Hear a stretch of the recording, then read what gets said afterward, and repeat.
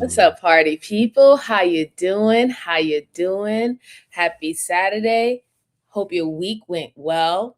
I know I'm back. I'm hope your weekend is going well too, and everything's going well with your family. We are like officially into the new year now.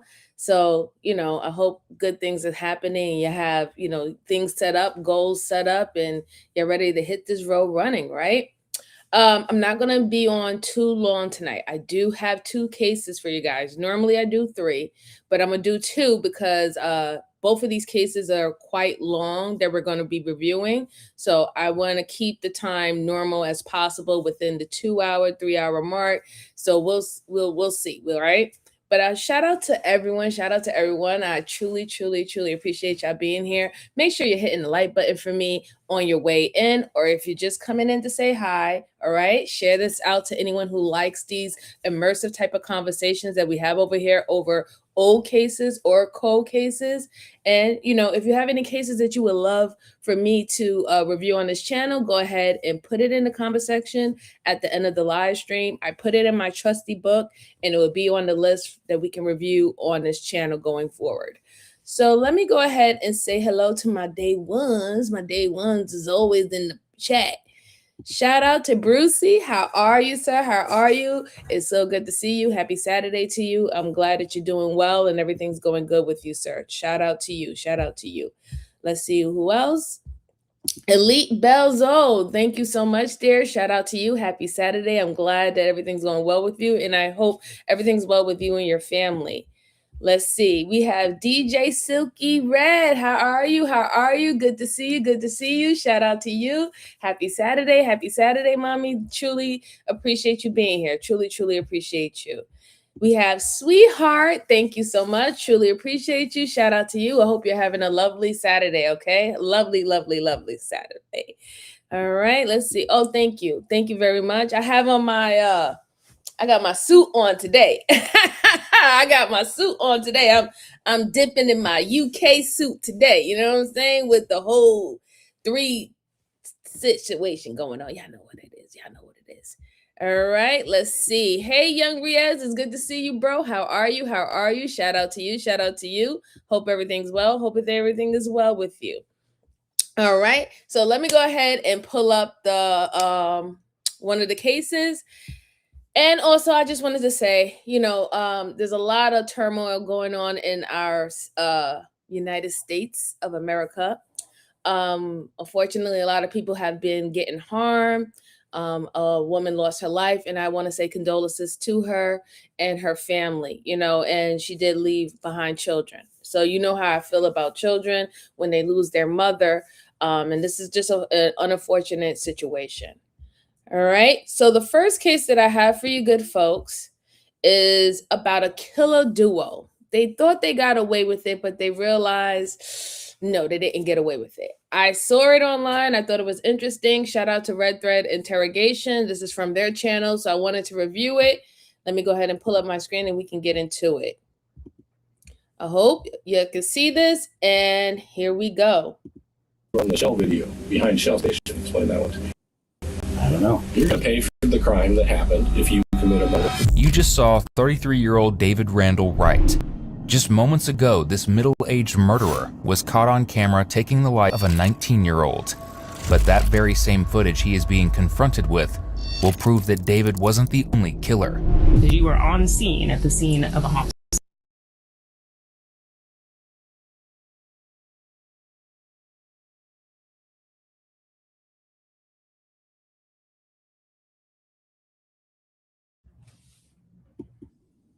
But I wasn't. I have you on. It's no question that you were there.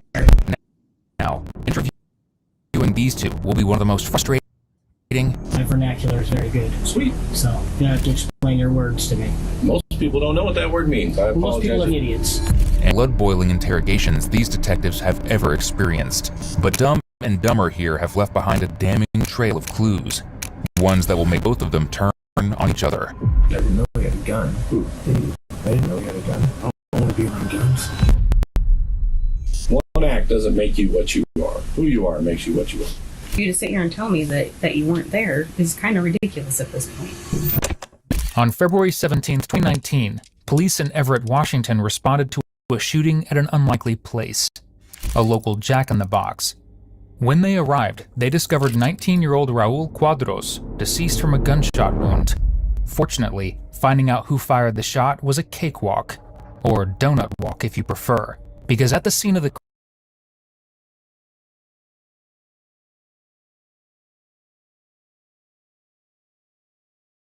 because everything was working well before, but I'm gonna just let it catch up a little bit and then it should go.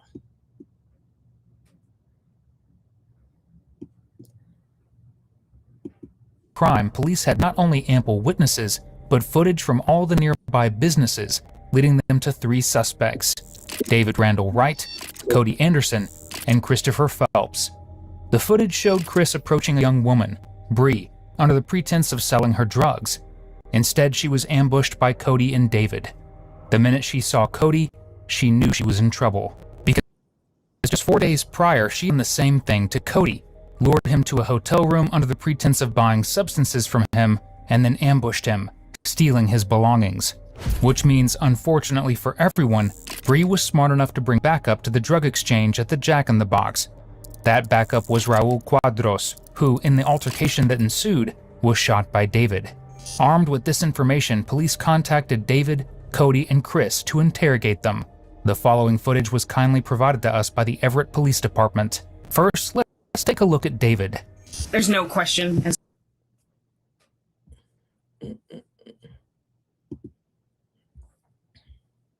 to why you're here at this point, right? I mean, it's been the media.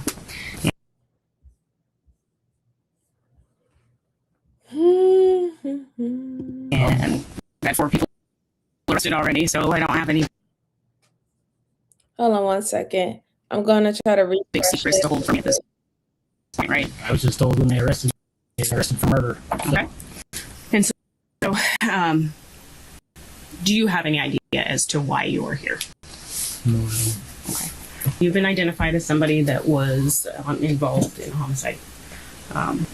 So that is why you were here. Because of that, I'm going to read you your rights, and then we'll kind of go from there. I know a few things going into this, which makes you not my ultimate focus. I know you're not the shooter and that type of thing, but let me read your rights real quick, and then we'll kind of go over things, okay? Both of the boys are read their rights. Cody, Mr. Tattletale himself, isn't quite so confident after he acknowledges the Miranda rights. Self-proclaimed big brain David, however, decides that going into the conversation playing stupid and looking for a fight is the way to go. But if he was actually big-brained, he'd have... So while this is trying to play, might have to refresh it a little bit too. Refresh.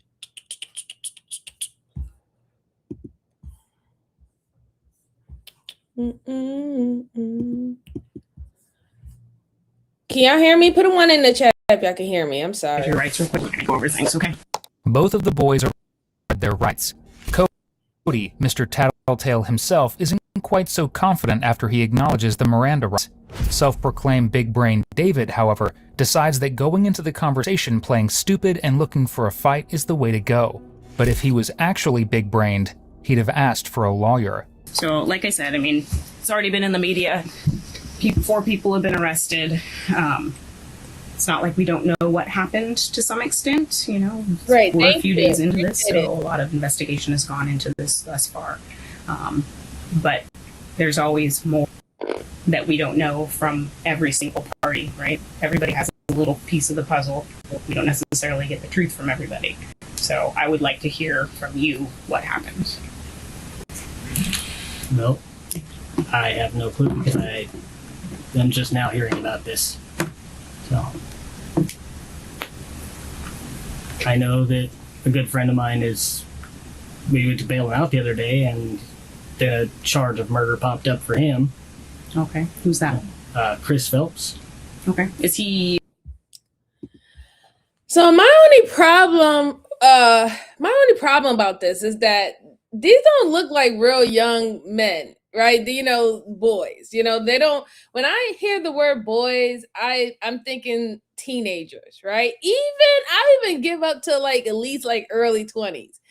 These guys look like they're far in their 20s at this point. So I don't understand why they said boys. Maybe they were, you know, I don't know. They were just being facetious at this point. But clearly a setup occurred that a 19-year-old boy lost his life.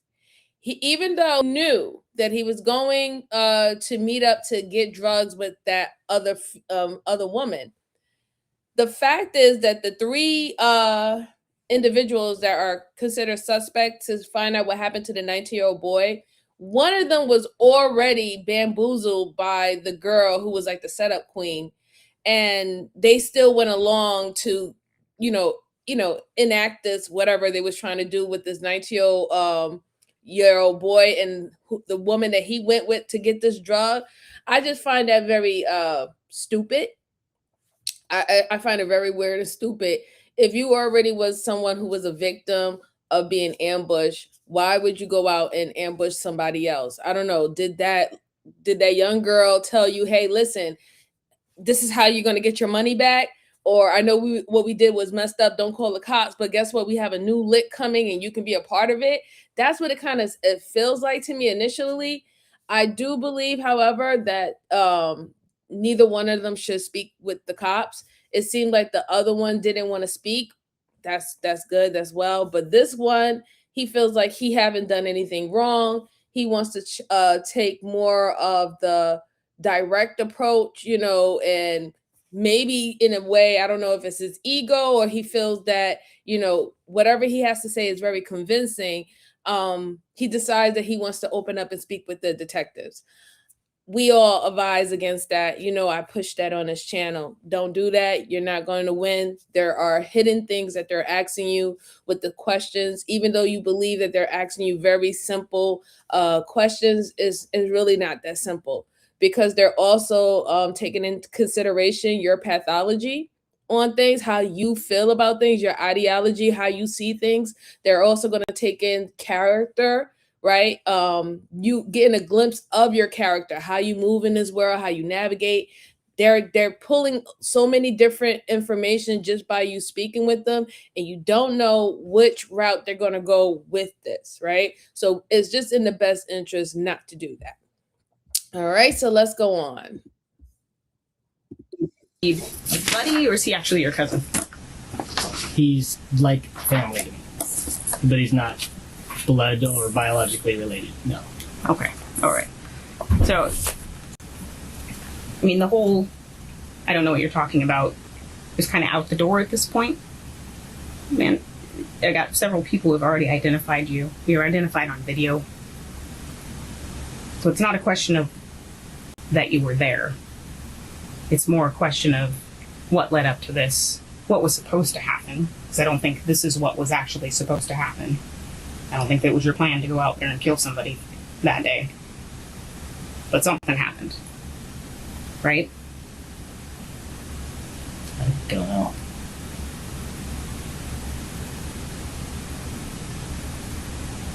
So you're just going to play that you have no idea what happened because you weren't there.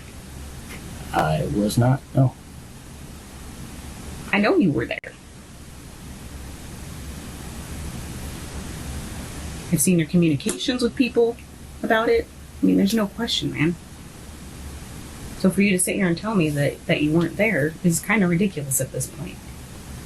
It's not helpful to you, really, to just be quiet and not say anything. Because what I have are people who are looking out for themselves. They're not looking out for you. They're looking out for number one because they don't want to catch charge. So they're going to dime you off. They're not looking out for you.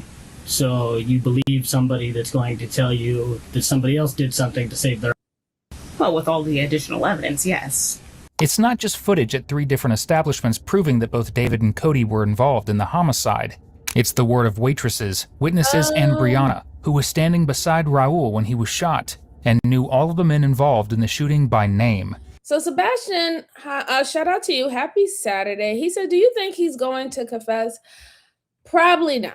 Probably not. But the fact is, there's evidence there. This happened at a restaurant. This is not something that happened at a vacant spot. This is not something that happened like in an alleyway or something like that, right? There's actual eyewitness that knows what's going on. Even the workers that worked there that saw them, right? Who can actually identify them in a lineup. So for him to say, I wasn't there, you would have had a better chance of just getting a lawyer and being quiet, right? You don't have to disclose to the detectives right now what was the reason why you were there. You don't have to disclose that, right? Now, they read you your Miranda rights. You should have said, I don't want to have this conversation. I want to speak to a lawyer. That's what you should have done.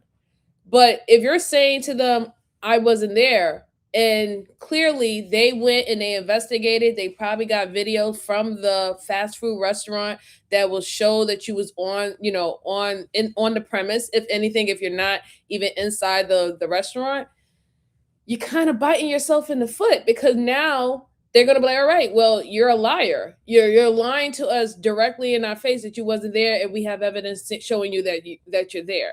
So now anything else that might potentially come out his mouth, they're not going to take it as being truthful, That's why it's just better to remain quiet. Better to remain quiet. Brucey said, any disrespect to our beautiful hosts or the people in the chat, racial stereotyping, political opinions, or foul language will not be tolerated here. You will be removed. Thank you, Brucey. I appreciate you. Definitely appreciate you. All right, so let me go ahead. I'm gonna stop sharing real quick. And the reason why I want to fix this, because this thing is driving me insane. I don't know why it's like kind of like resetting like that. So it's like so weird. So weird. So I'm going to fix this and let me get back to it. Hold on 1 second, guys. I'm going to fix it. Okay. All right. So I think it's good now. And yes, there we go. Perfect. Somebody else did something to save their... Well, with all the additional evidence, yes. It's not just footage at 3 different establishments proving that both David and Cody were involved in the homicide. It's the word of waitresses, witnesses, and Brianna, who was standing beside Raul when he was shot, and knew all of the men involved in the shooting by name. And then, of course, there's the word of Cody. Because in every chain of crime, there's a weakest link. And Cody, well, he's about as durable as a paperclip. So like I said, You've been identified as somebody who was on scene at a homicide. I know that that's not what that was supposed to be, and that things probably didn't go the way they were supposed to go, and that you weren't the person who actually shot the guy. But I wanted to get your side of the story as to things that happened. I have one part of the story. I haven't talked to the other guy, the actual shooter, at this point, but so if you can tell me what happened, it would probably help me to understand why things happened. To what? I mean, you know what happened. I have you on video, man. It's no question that you were there. There's So no video where? Jack in the Box, man. When? I wasn't at Jack in the Box. Why don't we do it this way? Where were you yesterday? Yesterday, I was at home. All day? Yeah. Didn't leave? No. Okay. So go through your day for me, then. Me and my girlfriend woke up. We ate. We smoked a little bit, and then I pretty much just went back to bed. I don't do much. I literally stay at home because I don't want to go out and get in trouble or do anything. So Cody, what I don't understand is Hi, why Marky. are we going to How go you this route doing? that you're going to say you never left your house at all when I can clear as day see you on video? I mean, there's a reason why you're in here, right? Yes, exactly. It's not just because I picked a name out of a hat. Yeah, but Because you were on scene at the scene Hi, of a homicide. Dundada. How are you? I wasn't. You want to call it something different? With that, But obviously you guys don't. A robbery gone bad? It wasn't me on. I was at my house all day yesterday. First, Cody plays dumb. Really, really dumb. Then he offers up a motive for the shooting he claims he wasn't involved in without even being asked. Mind you, this is just 6 minutes into his interrogation. What was it, about 4 days ago, I think? 4 or 5 days ago, I got robbed at gunpoint. So this is where he literally messed up at, right? This is why he should have stayed quiet. You are talking about a crime that was committed that you said you weren't there. You said that you was home smoking weed with your girl. You got up and you smoked weed. But you know a whole lot about a crime, about an area that you weren't there. Now you're also telling them that you suffered a crime being done or committed against you, right? And then when you start talking a little bit more, they're gonna start adding two pieces together. Who was involved in that? Do you know what happened to you? Did you report it? They're gonna start asking those type of questions. And now to know that last week something happened to you, but then you're in the same vicinity with the same type of crime that was committed, you didn't really do good for yourself, young sir. Like, you really didn't. Like, that did not play out the way that you want to play out. You're telling her about your robbery experience because you want to make yourself seem more as a victim. However, you was participating in another robbery. So you can't be a victim if you rob somebody else. Like, most people don't look at people who rob someone as a victim of robbery. I think that, yeah, he's not getting everything. He's not getting everything together. He's definitely not getting everything together right now. Dundada said weakest link. Yeah. As of right now, he is. As of right now, he is. All right, let's go on a little bit. Let's go on. Okay. By Bree. And her friend, she said that she didn't know they were going to do that, but she was going to make it right. And then she never did. And then she sent me a message 2 nights ago saying something about somebody dying or some shit. And I was like, what are you talking about? And she said, don't play stupid. I said, what the fuck are you talking about? I've been at home. Okay.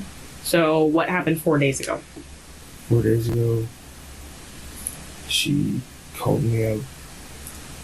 Well, I was down by where she was at. She was at Motel 6 on 100th. She called me up and she wanted a little bit of dope. And I had a little bit, and I said, well, sure, why not? And I go there. And it was me and my girlfriend. We walk up to the room.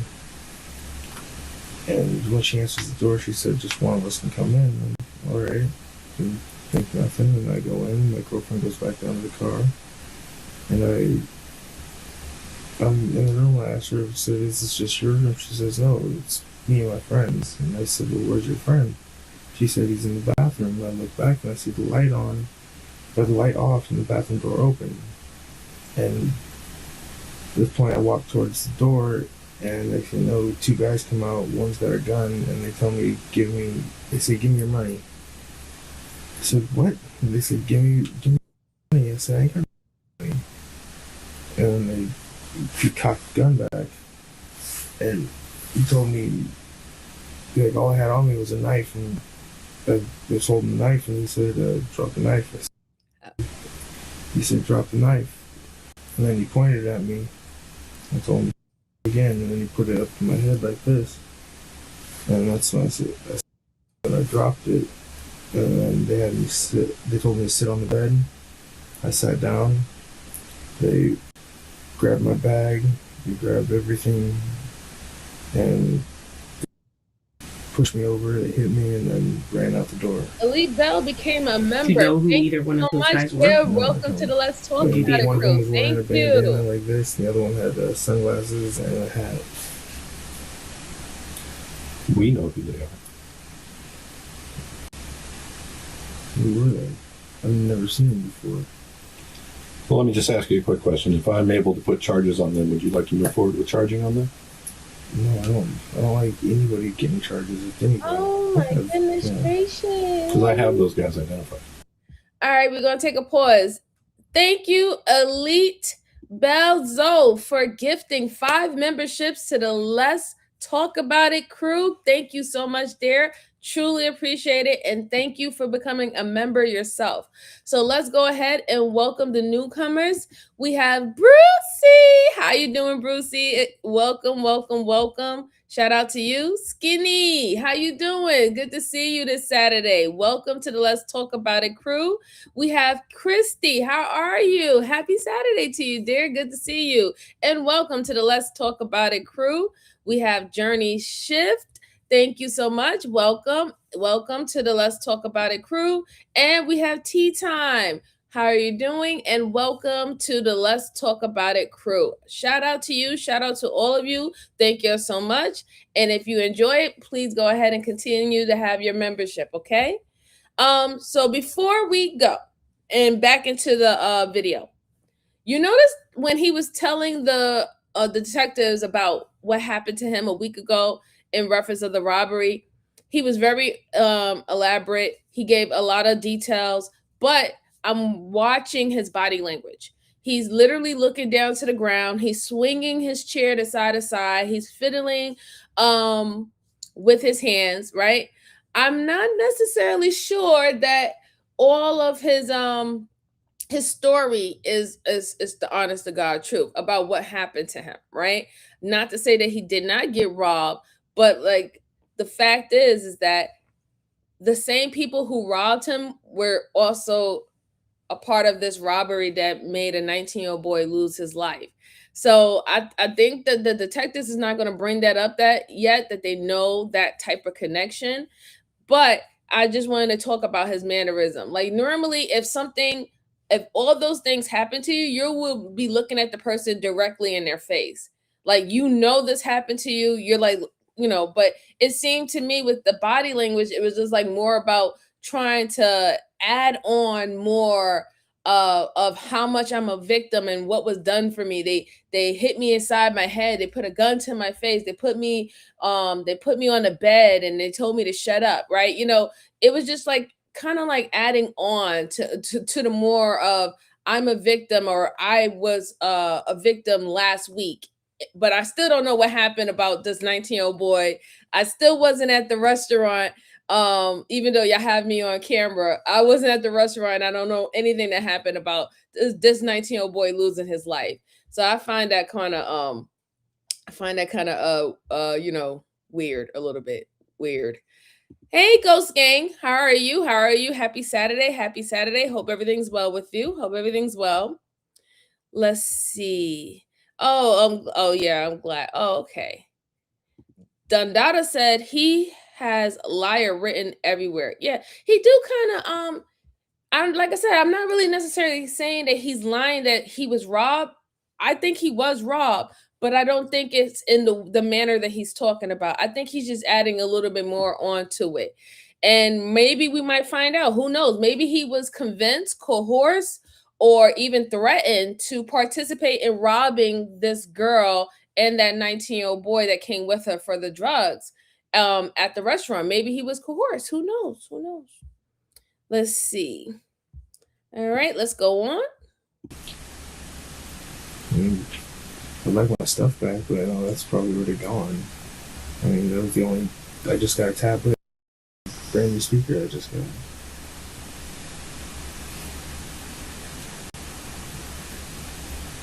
So what did they take from you?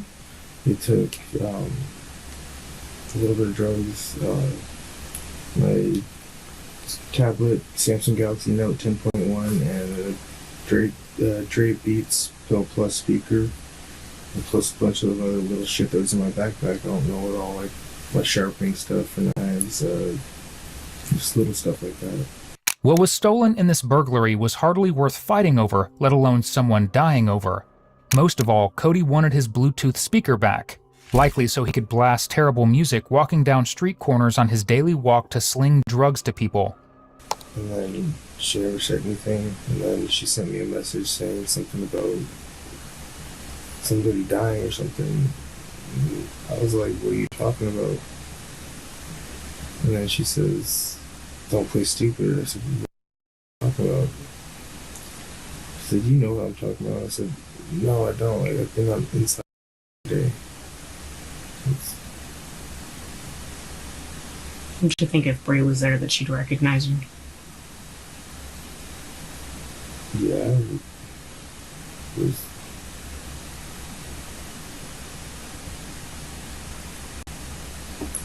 Look, man, you're sitting here because we need your help to confirm some information. That's why you're here. So I'm going to fast forward this a little bit just so that you understand. You obviously care about your girlfriend, right? Yeah. I'm going to go talk to her after this, and she's going to lie for you. And then she's going to get jammed up as an accessory. It's a really bad move. And I'm just going to let you know how it plays out. You obviously care about her. You got her initials tattooed on your hand. I know that she is going to lie for you, and I can prove that you were there. I don't want to go down that route. I don't have to go down that route. But I need you to understand the situation you are in. All of that can be negated.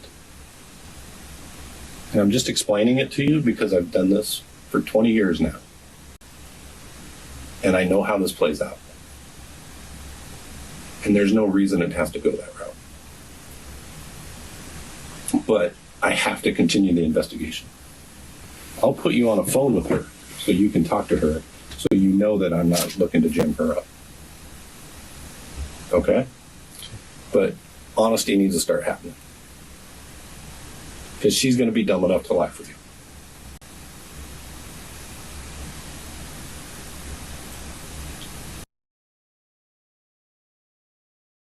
So what the detective did is a strong technique. He pretty much decided that he didn't want to bullshit with him that much anymore. The reason why they keep on bringing up his girlfriend, because he's the one who referenced his girlfriend in the beginning. He said that he was with her and they woke up and they started smoking weed. Now, if that's the case, then why would your girlfriend be calling you, asking you about what happened at this particular restaurant?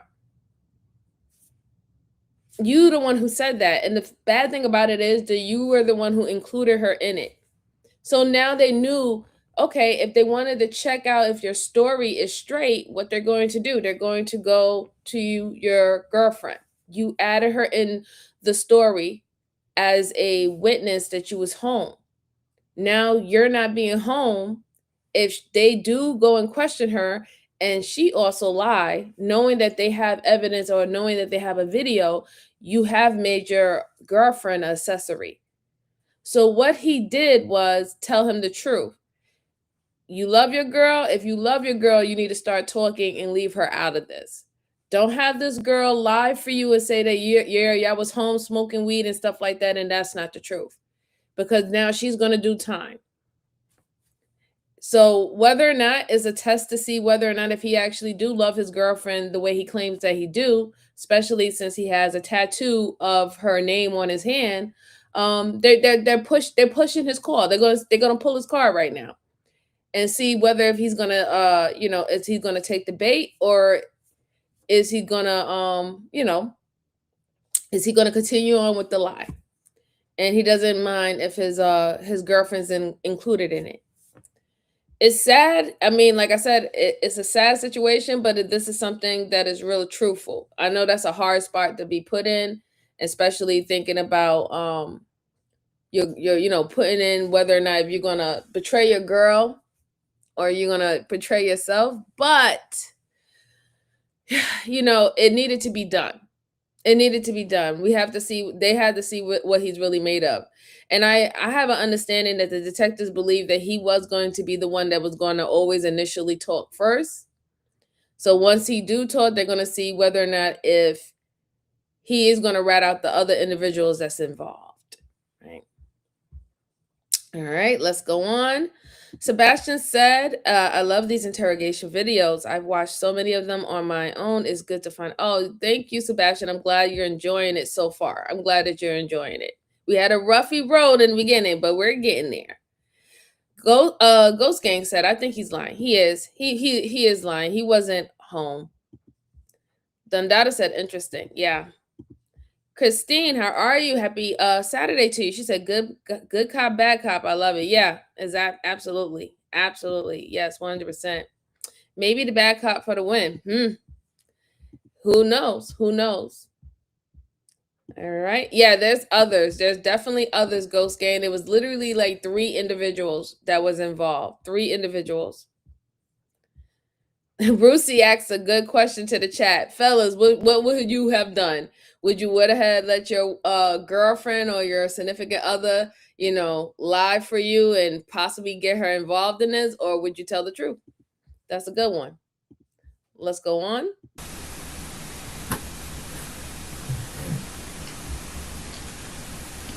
The night I wasn't checking books. And what happened was, if you grew up in the 80s and the 90s, people were doing that, man. And they wouldn't give it back. And I said something. I said, give me it back. And she said something about having to pry it from her fingers. And they were walking away, like I stepped towards them, and she turned around and she was standing there and she maced me.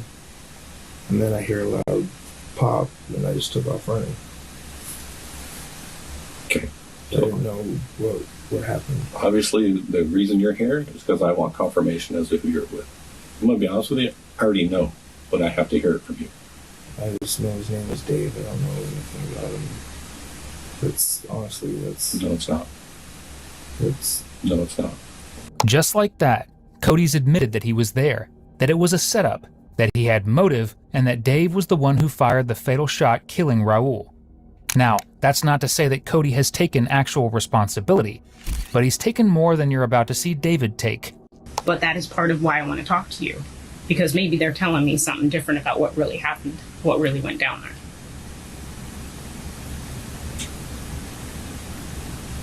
I'm not going to believe 100% what they told me. Yeah, that's good. You probably shouldn't.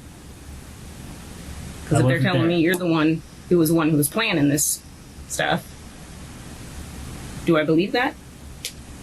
I don't know. Should I? I don't, because I know more than that. But playing the whole I wasn't there, it's not helpful to you, man. You're not helping yourself out.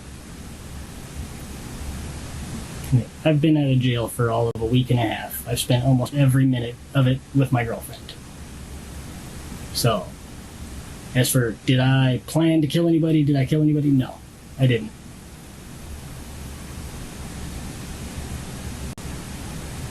Okay. So when I look at Night, GPS on your Arias. phone, Thanks for watching, dear. it's not going to tell me that. It's going to tell me that you're with your girlfriend the whole time. That you never were. We're over at Jack in the Box. It should. And the only reason you might tell me that is because maybe you didn't take your phone. Or maybe somebody else had my phone. It's been known to happen quite often, actually. So you're sitting there for a murder one charge. I would expect you to kind of rack your brain a little bit more if you didn't do the crime to help me rule you out as the suspect. Were you in any stores or any locations that I can put you on video somewhere?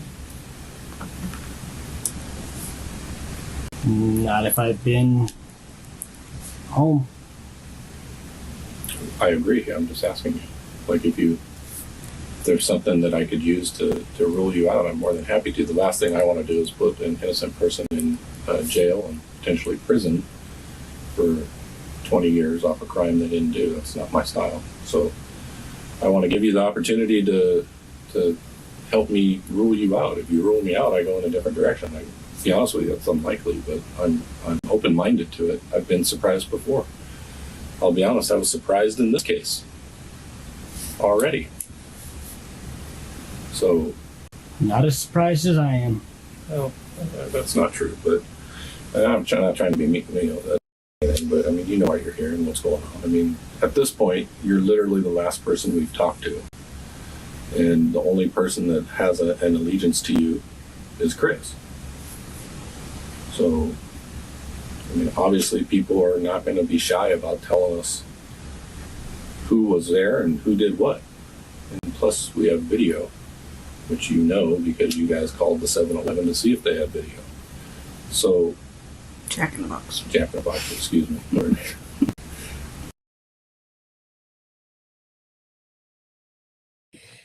I might have to rewind that back. Did the detectives tell him that obviously you know that you was there because y'all called Jack in the Box to find out if they had video? So if that's like that is crazy work. Like, why would you do that if that's the truth? If I'm not hearing things, correct me if I'm wrong.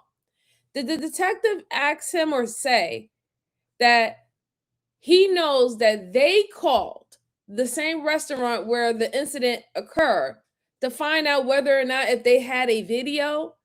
Why would you do that? I'm really asking for a friend. Why would you even think that that would be smart? The fact is that I'm you know what, I'm not going to tell criminals how to get away with crime.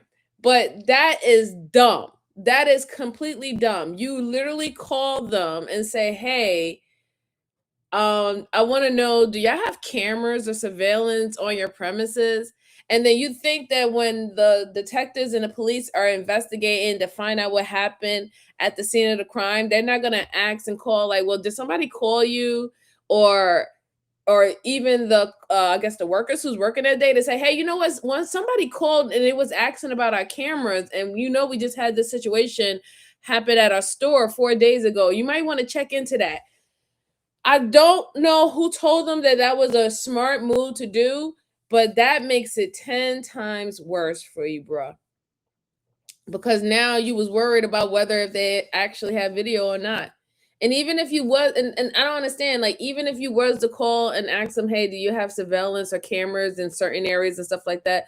You're not law enforcement. They're not gonna give it to you. So why would you even call them? And then, yes, exactly. Done out of the phone records. Now you got the phone records, your number and everything. That was ooh, oh my goodness. Okay.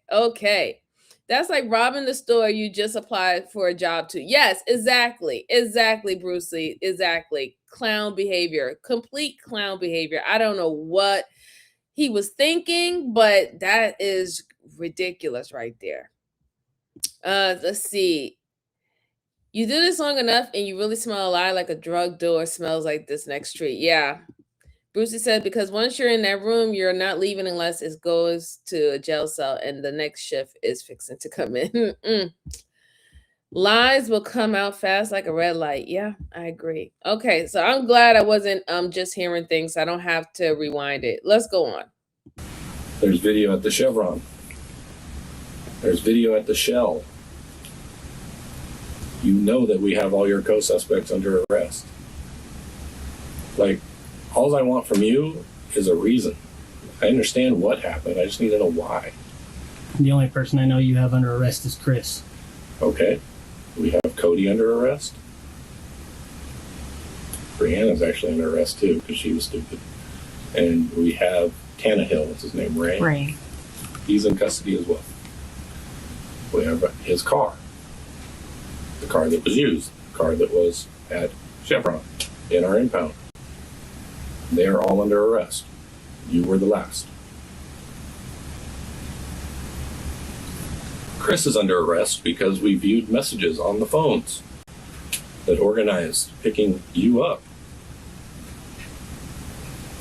Those same messages from you to Cody. We have them on their phone. We've already viewed them. We have the Facebook communications between Chris and Brianna, setting up the deal that happened where you guys showed up at the Chevron and walked down. I'm just being straight with you because this is how this plays out. Your girlfriend's going to be dumb enough to provide you an alibi on a murder charge. And then she's going to get roped up in a murder as an accessory. If you care about that person, you have just set her up for failure. So I'm letting you know, as trying to be decent with you, like, this isn't a, we're going to trick you into saying something. This is a, explain what happened because it matters for you later. You're going to be charged with murder one. Whether it stays murder one, that's up to the prosecutor. If you're cooperative, you know from past cases, I'm assuming, that that charge can change up and down. So I'm just asking you to make a decision, and I'm not going to sit here and talk to you for 45 minutes and try to beat it out of you, because that's not where we're at. We're beyond us trying to trick you into saying something. That's why I just laid out for you kind of where we're at, because there's no game that I need to play at this point. And if you want your girlfriend jammed up because you just set her up for it, then that's your choice. Well, can't threaten me with jamming her up. It's not a threat, man. I'm just telling you how it plays out. Like, I'm going to go talk to her, and she's going to be dumb enough to lie for you. When I got video evidence that you weren't with her, and you just told me you were with her all weekend, and she's going to tell me that. So that's not a threat. I'm telling you what's going to happen because I have to continue the investigation because you've now provided an alibi that I got to walk down. That's just what has to happen. I'm not threatening you. I'm telling you. And this is why we say be quiet and not to speak to the detectives or the police, right? This is why we say go ahead and get your lawyer, okay? Because the way how he's walking is down to him. If he haven't understand where things are at this point, he's really oblivious to how much control he has in this situation right now. What these detectives are asking him is, hey, listen, you need to go ahead and tell us exactly what happened from your point of view. We can start to understand whether or not how much involved you was you the shooter, things of that sort, because we have already talked to everybody else that was involved. You have already given us an alibi involving your girlfriend. Now, when we walk down this road, she can be an accessory because now we would have to perceive it as she knew that you was going to go do that. So this is the reason why she's lying. So unless you want to get in front of the narrative that with all the evidence that we got to give to the prosecutor, and that everybody that we spoke to are saying that you're the one who actually pulled the trigger, unless you want to get in front of that, you need to speak. If not, and you're okay with how everything's going to go and play out, then go ahead and continue to do what you want to do. Go ahead and continue to be tough guy, in the interrogation room, and you know it all, and you know the law and whatever not, because at this point, nothing else is going to help you unless you actually work with them and tell them their side of the story. If he doesn't take it, that's his business. But clearly, he already messed up by just even speaking with them. He wouldn't be in this tough situation right now if he didn't speak with them. And that's just the honest to God truth about it. He would not be, he would probably had more of a leg to stand on and more of a chance if he would have spoken to his lawyer in reference of why he was there, the situation with his girlfriend, you name it. He could have had more I guess better advice than him thinking that he knows how to get out of this, because being this bold and I'm just going to be standoffish and I'm not working with you, but then I'm going to open up my mouth and tell you certain things, you're doing yourself a disservice. You really are.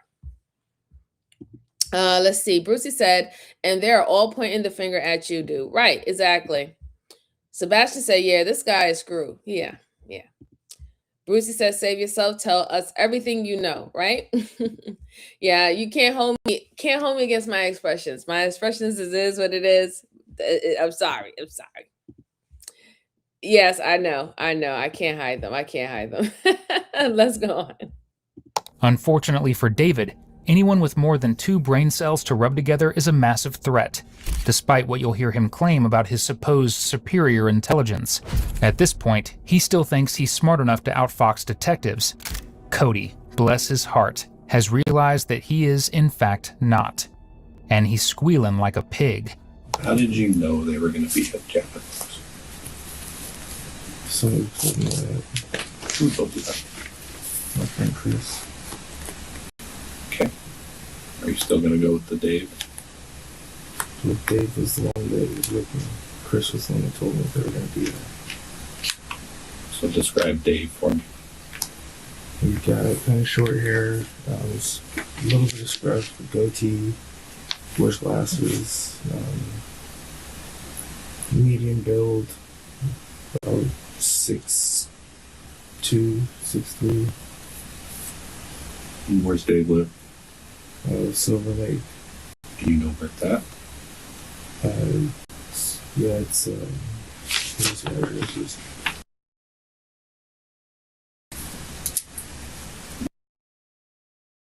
Yeah.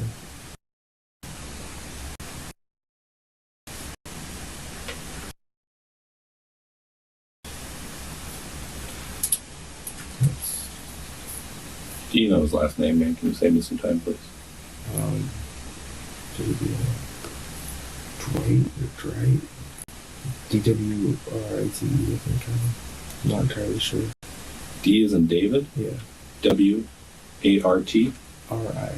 R-I-T? Yeah. Do you know the code to that phone? The pen? What is it?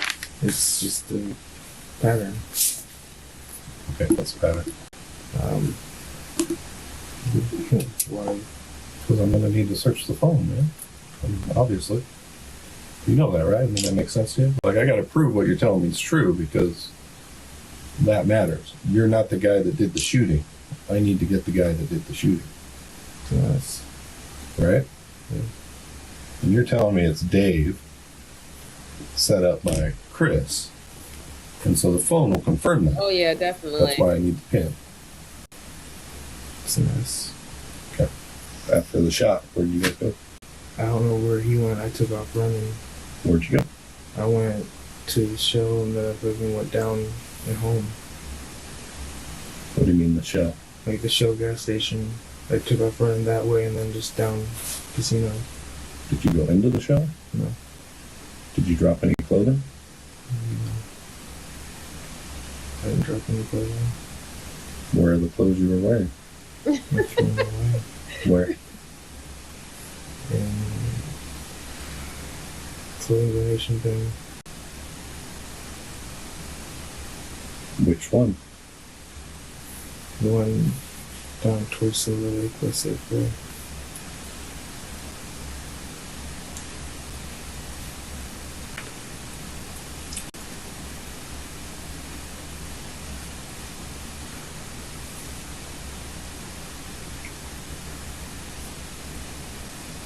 And what about the dude that was with you? Where'd he go? I don't know. He took off running too. I didn't see which way he went. Have you talked to him since? No, I have not. Okay, that wasn't true. I haven't talked to him at all. What about Chris? Did you tell him? I talked to Chris a little bit, but he had some things that he wanted me to get for him. And I asked him if he still wanted me to get those things. And he said, yes. Are you at home? I said, yeah. And then he never got back to me. Because he's in jail. Oh.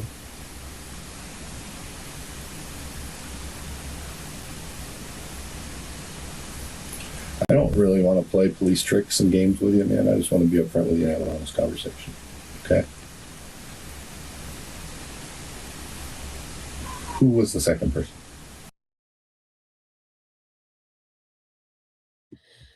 So, I can tell that Cody wasn't the shooter, nor was he the mastermind. He seems like the flunky in the group. Probably that's the reason why he even got robbed a week ago, like a week before. He does seem like the flunky of the group. He doesn't, it seemed like he just follows orders and directions and follows what people tell him. But for some particular reason, he is trying to I don't know if it's like necessarily lie, but it's in a way he's still trying to make it seem like, I just didn't do nothing, right? It was everybody. Yeah, I was there. Yeah, I didn't call the police. Yeah, I didn't stop it. But I really was just scared. I just didn't know what was going on. I was just like, what the hell, man? And then we all just started running, Um, he's still trying to make the detectives truly believe that, if anything, he's just an innocent bystander in this situation. But he can't, because obviously they know the relationship between the two other fellows and Cody. His girlfriend was involved in this situation. Um, so you might not be the one who pulled the trigger, but you was definitely involved in this situation, right? And they're gonna continue to pressure him now, since they was able to crack him open like a coconut. He's gonna, and he's gonna have to be prepared to answer all the questions. Also, his true involvement, by detail what he have done. Um, Given the fact that they know that he was there, they don't know. He doesn't realize that they might know that what he actually done. He's not thinking about, when they collect their phones, how they can look in your messages and see what type of messages transpire between you and the other individual, especially the one with the glasses and stuff. Just like how you just lied to them and said that you didn't speak to the other fellow, but you did speak to him. So like those little minor things you shouldn't be lying about at this time. You shouldn't lie about it at all, because you should clearly understand that they have a lot of information, a lot of evidence, and they just want to make sure that what evidence they have, it could by you telling your story about what played out, is what they believed how it played out. So they're not. But let's see what's going on in the chat. Let's see. Sebastian said, "That's what I'm thinking. Guy with glasses just come off as a little punk." Dundada said, "Yeah, he thinks he's the main character of this series. Yeah, he does. And he says, Sebastian, same. He's the one nerdy guy who thinks he's Sheldon." Hi, MFA. How you doing? We're going over this particular case where these three guys and a girl set up a 19-year-old young man at a fast food restaurant to rob him, and he ended up losing his life. Dundada said, "This is amazing how this happens so often." It does, right? It really does. It really does. Yeah, he's scared. Yeah, he's scared. Exactly, but in his mind, he's smarter than everyone else. That's true. That is definitely true. Not who put the lime in the coconut. He's trying to deflect. Yes, definitely. All right, let's go on.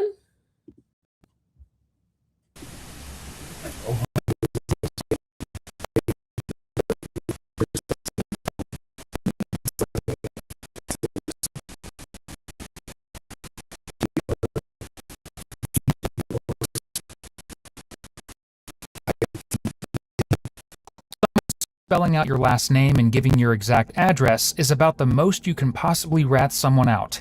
Yet David is still in denial. I don't know where you guys think you get your information from, but I think this was a mistake, but if this is your time to bring that forward. Like, if you accidentally shot the dude because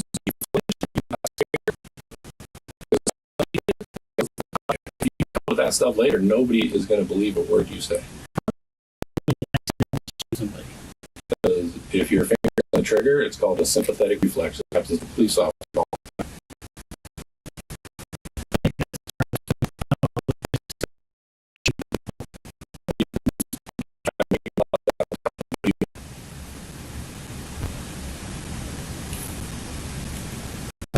Never shot anybody.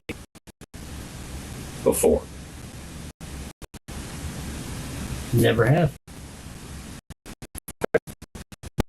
Animal.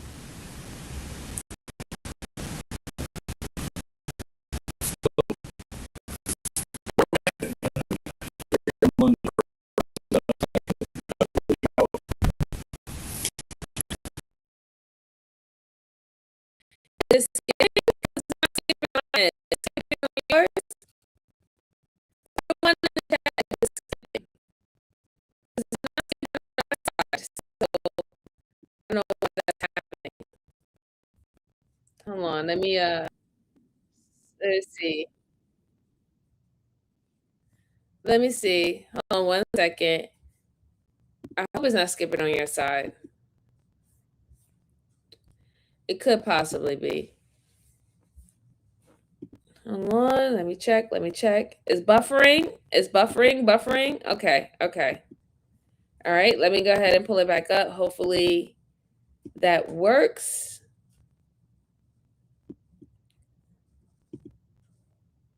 All right. People. You know, you can try to make it about that. I'm talking about you.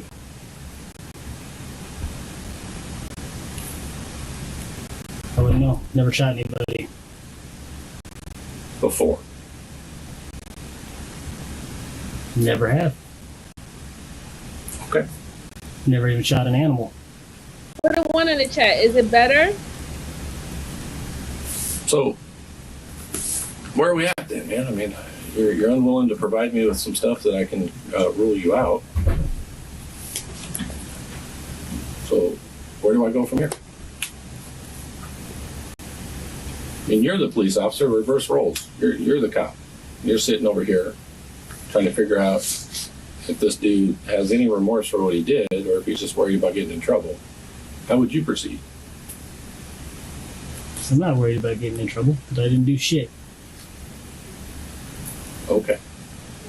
Think you've got some people that might have said that I did to cover their own. Thank you, dear. Thank you. Like it's been long enough that we've gotten this stuff, right?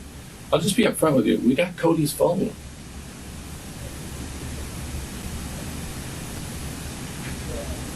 The one that shows your phone number and your address and the communications between you two. Like, I have it. Like, I'm not trying to be just laying it out for you because that's Just because where I we're met at. up with somebody doesn't mean that I went with them to go do something. Okay. So, when did you meet up with Cody then?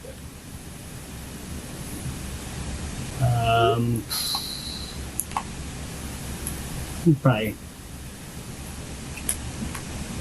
1, 2 o'clock in the morning, something like that. On what day? Maybe Saturday or Sunday. Okay. Where did you meet up with him? Over by my house. Okay. And who was with him? That I don't know. Was he alone? When I met up with him, yes. So why did you meet up with the dude that you didn't know?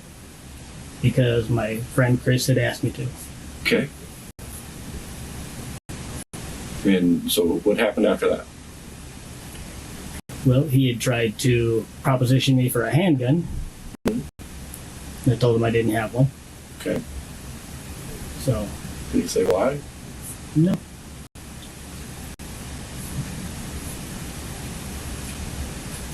You sure? Because I'm pretty sure if I'm remembering the communications you guys had, you would have known before you met. Why did you leave that out when we first started talking? You think it might be important that the guy under arrest for murder came to your house looking for a gun? Well, if I had given him a gun, then I think that Oh gosh, this guy he doesn't understand. What's his name? David, sir, you're not helping yourself, okay? Being I'll say petty or combative is not working for you. Cuz every single time you talk more, it's just incriminating yourself, and it's going to make the detectives believe that everything that was said by Cody, everything that was said by Chris was actually correct. Again, you would not meet up with a complete total stranger at your house without the person who would link you together. That just doesn't make any sense, right? It really don't. Most people, if you're going to meet up with a stranger and you just want and you're trying to do business whatever, now you're not going to bring them to your home. You really not, unless your home is the spot. If your home is the spot, then you might bring them there. But outside of that, you're not bringing some random person to your house. Then you're saying that he came over there looking for a gun. You admitted it. Nobody put this in your mouth. You're the one who's saying that he wanted a handgun from you. You said that your friend Chris told the guy to reach out to you. You was willing to reach out to the guy, and you gave the guy your address wherever you was at and what time to show up, and he showed up at your house. Now you're trying to tell the detectives that he didn't get a gun from you. But the fact of the matter is that why would you even meet up with someone, give them the address to your house, now explaining that this was over selling a weapon, knowing that the person who lost their life, the 19-year-old boy who lost their life, died by gunshot wounds, right? That's just crazy. Like, I don't understand, how did he think that this helps him? I don't understand it at all. Is really weird to me. What was the point of you even telling the detectives that Chris told this new guy to come over to your house, if you're going to say, well, the guy came over there by himself, nobody was there with him? If you're going to sit up there and, I guess, potentially throw Chris under the bus, you might as well say that Chris showed up with this new guy, and this new guy asked about a gun, and I told him, no, I don't have any weapons for you, and that be it. But you didn't say any of this at all. In fact, you try to make it seem like you didn't know anything that was going on.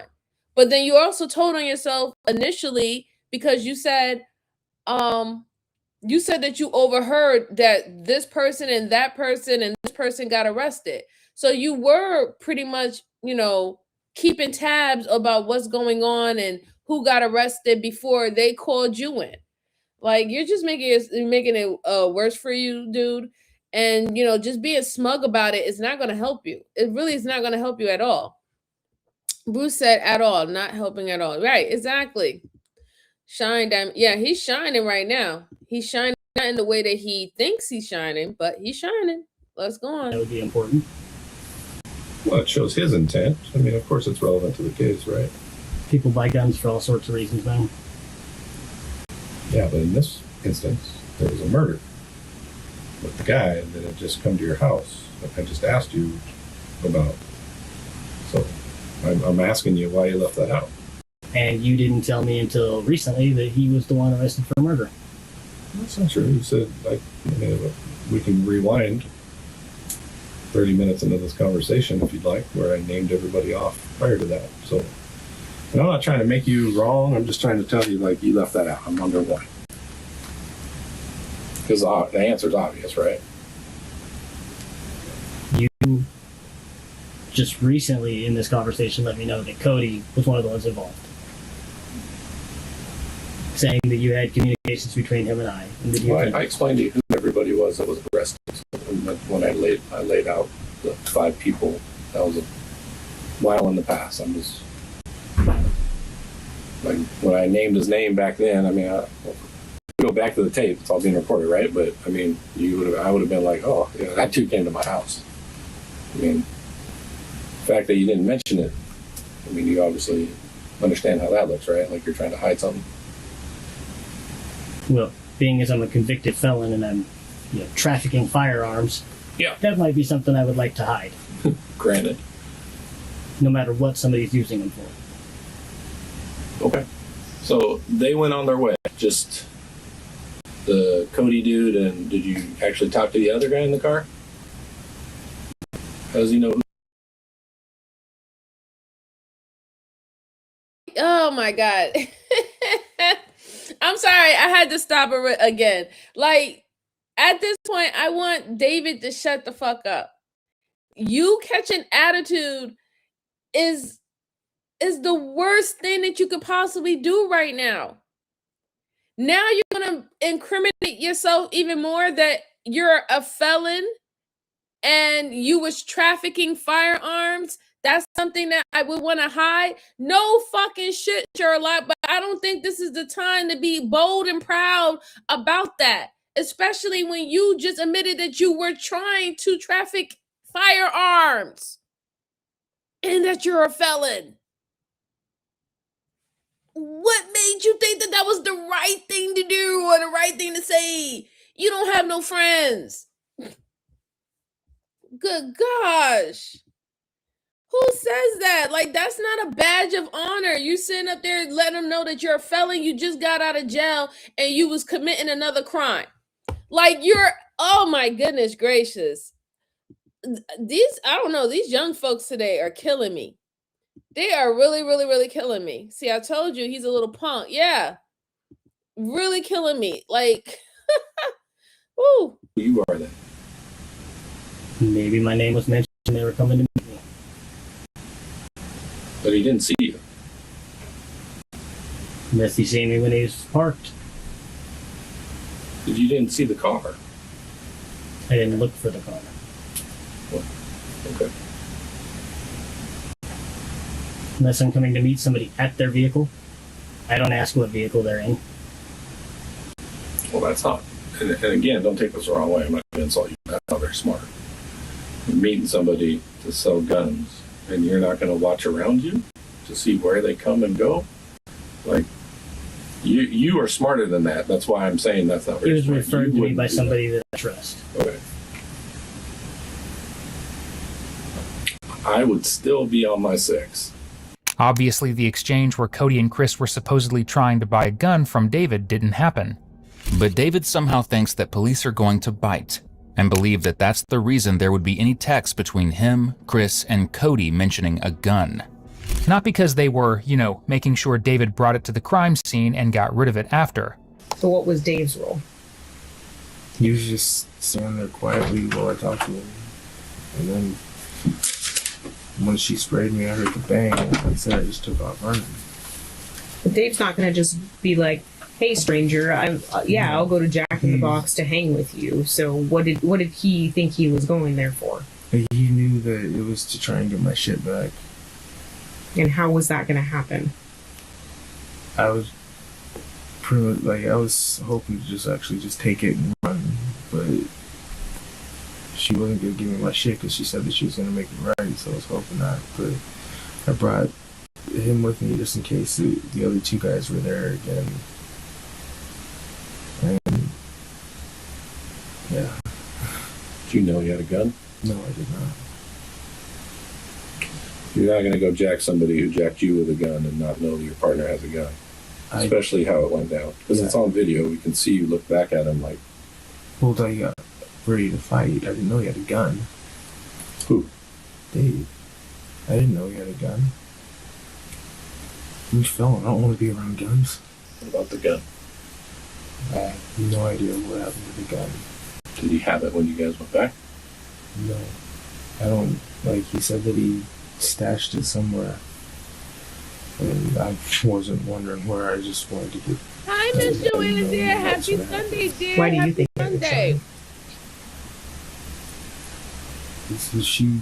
She pepper sprayed me. So this is very damaging. His who is this? Cody? His his interrogation is very damaging to David because apparently it was David's gun. It was David's gun. Now, if he bought this, off the black market, whatever not, but nonetheless, if they do find the gun, they're gonna find his fingerprints on it. And they already collected the shells for under the individual. So if they see that the same type of bullets is being used, is going to be game on, right? But this is very damaging because David was the one who said that Chris called him and notified him about the other guy and gave him his name and location and everything like that to come to his house for a firearm. That's very damaging after now Cody saying, hey, this was David's gun. So this whole lie talking about before, oh yeah, I didn't give him no gun and everything like that, but a gun was involved. You admitting that you let a stranger come to your house inquiring about a gun, like it's a wrap for you. It's a wrap for you. Hi, good evening, Free Spirit. How are you doing? Happy Saturday. Hope everything's well. Dondada said very damaging. He's a key witness now. Yeah, absolutely. Absolutely. That's gonna really hit him hard in the court of law. Definitely. What Dave said was that he flinched. It looked like the guy was going to grab something, and they pulled the trigger. Dave saying he flinched when you were pepper sprayed? When I was pepper sprayed, the other guy, I guess that he thought that he was going to grab something, and then that's when Dave just shot him. At any point in time, did you see the man with? So, did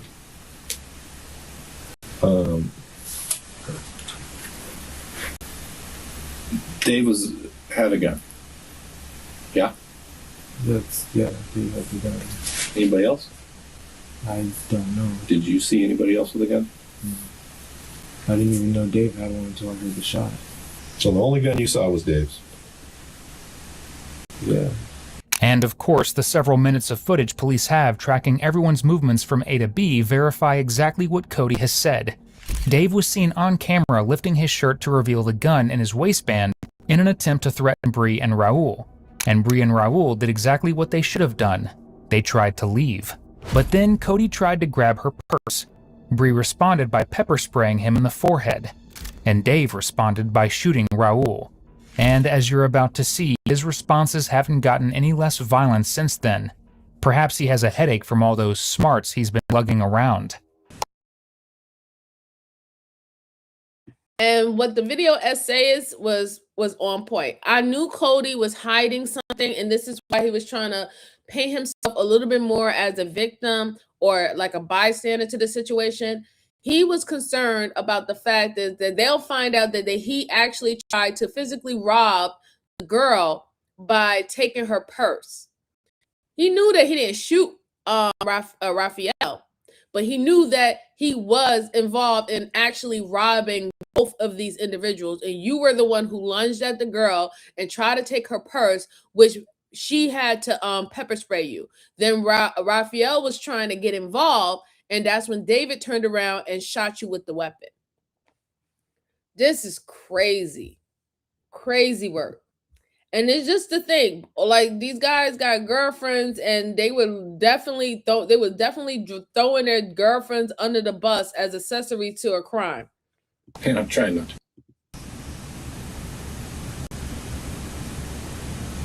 Can you respect that? Like, I'm trying to be decent with you. I didn't have to tell you any of this stuff.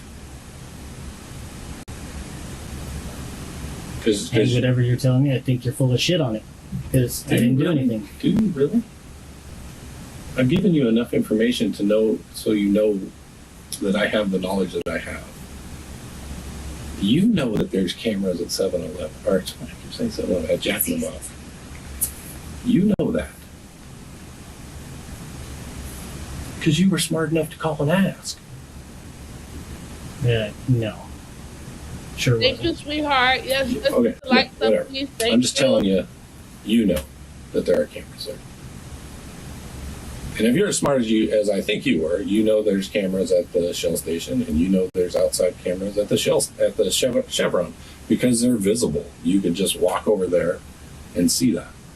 There's cameras everywhere. Right. And you did it in like one of the most surveilled places because of the amount of crime that occurs at that location. Well, apparently every time I say something, you think I'm lying, so why say anything at all? Well, look, man, you can pretend you're upset, but you're not. I mean, I proved that you're lying. Not upset. I'm just logically, if you're gonna fucking call liar, there's no point in me saying anything. I don't think I ever called you a liar. I said that I'm asking you to come clean about not being at home with your girlfriend Saturday night.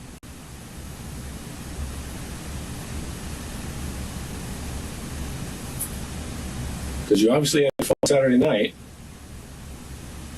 right? Because you met up with Cody. You communicated with him via phone.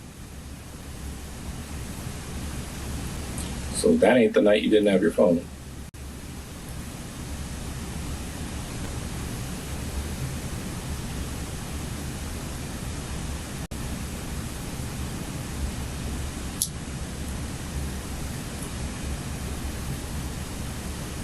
And respectfully, there are not a lot of dudes out there wearing glasses that do crime. It's pretty rare. Like for me to have two in one case. I'm telling you, I do this for a living. Like I'm just telling you, like, yeah, frankly, initially I was surprised that you were the second suspect. Because obviously, a dude with glasses who sets up the deal, like I figured it was Chris.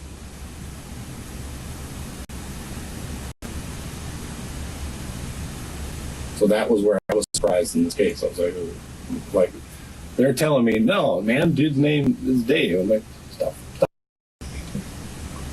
Right? I'm like, there's no way. Like, Chris sets up the deal. He's not the dude who's doing it. Like,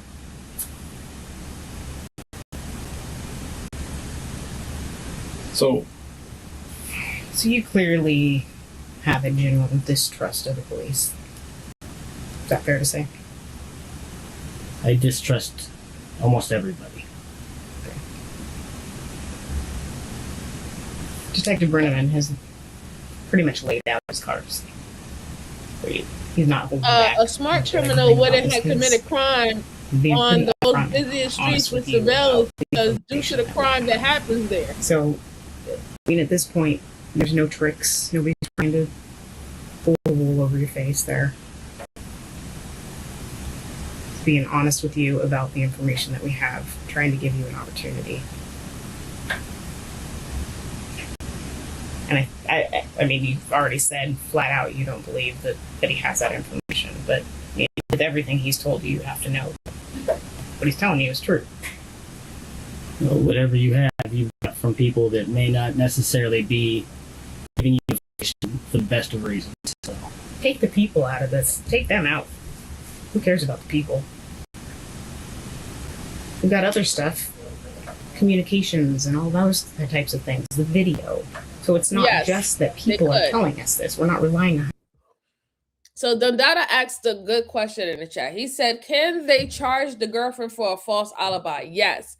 This is why they haven't went and spoken to his girlfriend yet. He's the one who gave the alibi. We all know that he was lying. The detectives knew that he was lying. When they initially spoke to him, they said, listen, you're telling me that your alibi is that you was with your girl. I am at this point, with all the information we have, we're going to have to go and speak to your girlfriend to see whether or not she will confirm your alibi. If it comes out that you were both lying, guess what? Now your girlfriend is an accessory to murder. Do you really want that for her? That's what the detective was telling him. Do you really want that for her? Because now you brung her in it. You used her as a witness in an alibi. I will have to go down that route and confirm whether or not if it's true, even though I already have you on video and surveillance. But if she lies to me because she loves your dumbass, she will be an accessory. So yes, the girlfriend can be charged for a false alibi. Miss Joanne said, was this a robbery? Yes, it was a robbery gone wrong. Apparently, 3 individuals and a girl, they went to a local restaurant. I think they said it was Jack in the Box, and it was supposed to be a drug deal, kind of like a drug exchange. 2 kids, a 19-year-old boy and another girl, they went to go get some drugs for him. But in fact, they him and 2 other guys and a girl, they went to rob them per se, not to even give them the drugs. So they robbed they try to rob the girl, snatch her purse. The Raphael, the 19-year-old boy who lost his life, he was there to, pretty much protect and watch over the girl who was trying to get the drugs. They tried to rob them. It didn't necessarily go as smooth as they thought it was. And this idiot, David, was the one who pulled out the gun and shot the 19-year-old boy in the restaurant, which is heavily surveillance with a lot of cameras. The streets in that whole area is a lot of cameras. It's sad. It's sad. But yes, yes, to answer your question, Miss Joanne, yes, it was a robbery, definitely gone wrong. Dondada said, yes, I remember the cop offered to call her. Right, yeah, exactly. He was trying to warn him, like, using her as an alibi, do you really want her to become an accessory? Let's go on. 100% on people. If we did that, we'd be stupid, right? I like to think I'm not that dumb. So it's not just that we're relying on dopers to give us information about homicide. You take a totality of everything that we have, we know you're involved. And for you to sit here and just say that you don't have anything to do with it doesn't make any sense. I mean, at this point in the game, that does not make sense. It does nothing for you. Well, it does. It quite frankly, it's a detriment to you. But it doesn't help you in any way, shape, or form. And I think you think that it does. I think that you guys have me confused with somebody else. Okay. Oh my goodness gracious. You know what? I was going to say somebody need to help him and shake him and tell him to wake up. But no. Let him continue to go down this route. Let him continue to go down his route. You are not smarter than the average bear, sir. If anything, you are dumb as doornails. Like, you can't tell me you are not stupid if you commit a crime and a couple of days later you call the same store that you committed a crime in and ask them if they have surveillance on your phone. Not a burner phone, not a secondary phone. No, your actual personal cell phone. With your name and everything on it. And you call specifically asking about cameras. Like, you're a goof troop. Like, seriously, if no one told you, I'm going to tell you that now. You're a whole goof troop. Dondada said they have almost everything except the weapon used. Yes, exactly. That's the only thing they don't have. And obviously, I think they kind of understand that they're not going to get it. They're not going to get it. He won't even admit, or even, he won't even admit that they have him red-handed. He won't even accept the fact that they have already spoken to all his other accomplices and they have all ratted you out of being the shooter, of the person who brought the weapon to the situation, of the person who was in agreement in robbing Raphael and the girl that he was with. They have all that. The fact that they have video cameras footage of what happened in the restaurant and how Raphael lost his life. The fact that they have you on the side streets in surveillance cameras, knowing that you was in the vicinity. The fact that they see the vehicle that was drove off and they could pinpoint the vehicle that was drone off and who vehicle that was, and that they were at the restaurant at the time of the incident. The fact that y'all dumbasses stopped at fucking a Shell gas station in the same fucking vehicle, like, yeah, like, yeah, you're a goof troop. You're definitely a goof troop. Yeah, you were. Yeah, you were. I don't think he's going to confess. No, I don't. He's not gonna. He's not gonna confess. No way. He just became a candidate for the world's dumbest criminal. Yes, he did. Absolutely. We need to give him an award. Like, seriously. Yeah, they don't have him confused with someone else. And who is that? It's Dave. Cody identified Dave not just in one surveillance photo, but several. Not that police really needed him to, given how obvious the footage was. Explain to me how his partner was able to pick you out of a montage too. I have no clue. Neither do I. That's weird. It's weird if you weren't there with him. Explain to me how you were on the Shell video. Behind Shell Station. Explain that one to me. I don't know. I'm asking for an explanation.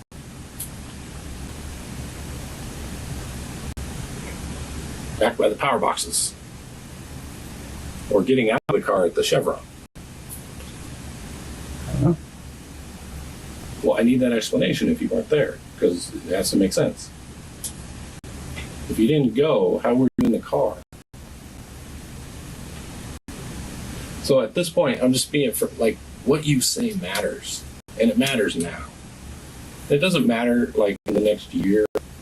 It probably doesn't matter in the next 5 years. But you know when it matters?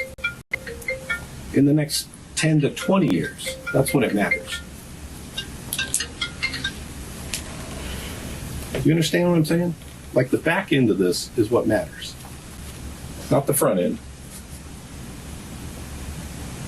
I have enough felony points, it doesn't matter at It all. absolutely does matter. You want to know why? Because it matters what your charging is. It matters 100%.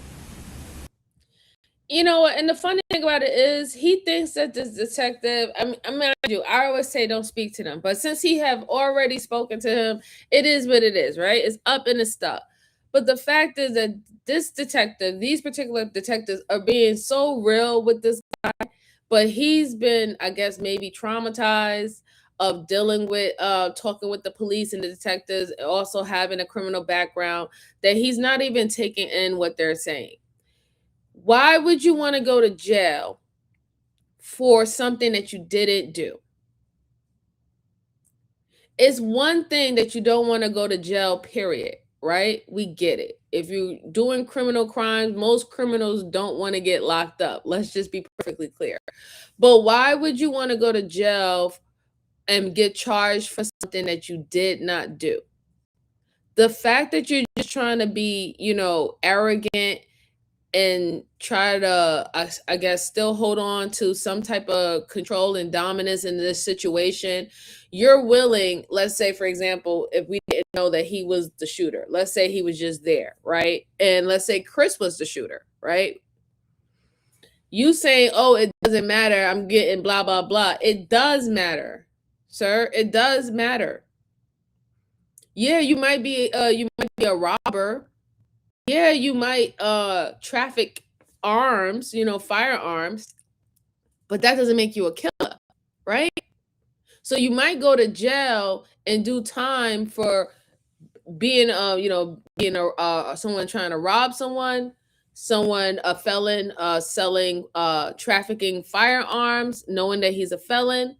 And you also might do time for being involved of a murder case, but it does look quite different when it comes down to sentencing.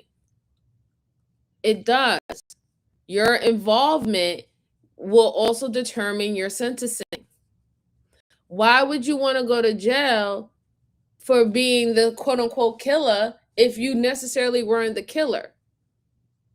When it comes down to your appeals, this is what a lot of potential suspects and people who are charged with a crime, criminals, whatever you want to call it, this is what they don't get. You wonder why when it's time for you to appeal whatever your charge is, or how many years or whatever, not when it's time to go to the appeals board, why it gets denied. They take things like this into consideration. They want to understand whether or not, if you're a person who made a horrible mistake, they just need to do the time. But we know that, once they've done their time and justice is served, we should let them back into society. We know that they're probably not going to do that again. They learned their lesson. Things like this is going to work against you when you want to appeal something later on down the road. Because now they're going to say, you're not trustworthy. You're a habitual criminal. You'll do this again if you have to. You'll throw anybody under the bus. You have no loyalty, not even to yourself. You're somewhat of a menace. And our system don't really want menace out on the street. I don't think any regular civilians want menace out on the street, really. So it does matter. It does matter. But he has to get over his ego. He has to get over the fact that you're not in control of this situation. And the reason why you're not in control of this situation is because you committed a crime. That's why you're no longer in control. If you didn't commit a crime, you would still be in control about how things play out in your life. But let's go on. Let's go on. You know the charge of what murder 1 carries, I'm assuming. You can estimate that murder 2, manslaughter 1, manslaughter 2, those carry significantly less time. Hi, Luna. How It you does doing? matter. Happy Saturday. Good to see you. Because you pointing out on for example, murder 2 is a lot different than you pointing out, for example, on a murder 1. So if you can explain what happened and it fits a different criteria, that affects your charging. If you sit there and you lie to me and say you weren't there when I have, and I just be upfront, I have an unbelievable amount of proof that you were there, and this is no hustle. I've hustled people before, and you can tell I'm not hustling you. That matters. Not up front, but on the back end. You're a young man. I'm looking for the reason why, and I'm looking for you to own what happened, because there's a bunch of other people that are being charged with murder 1, and I don't know if that's appropriate. And it's the accessory rule is why all these people are being charged with murder 1. Now, you may not have any allegiance to the other 2 mopes, but Chris, who was a part of the planning, is also wrapped up in the murder 1 charge, which you know because you went and realized that when he was at jail. So all of that stuff matters, and pretty much matters what you say.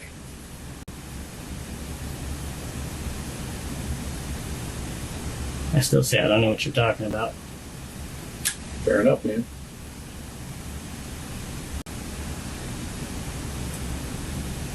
Do you have remorse? If I killed somebody, I probably would.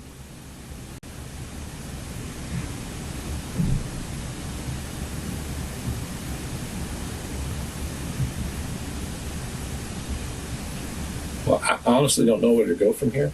I didn't expect the response that I just got, because I didn't think you were that person.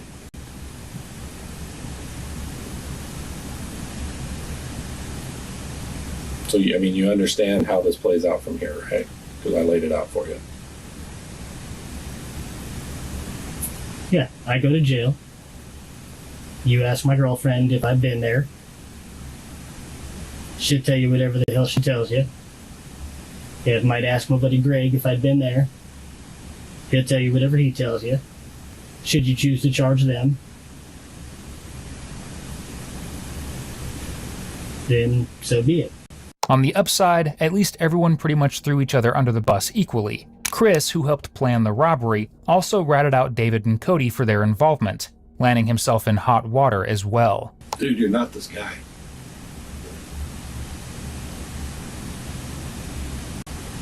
You know you're not this guy.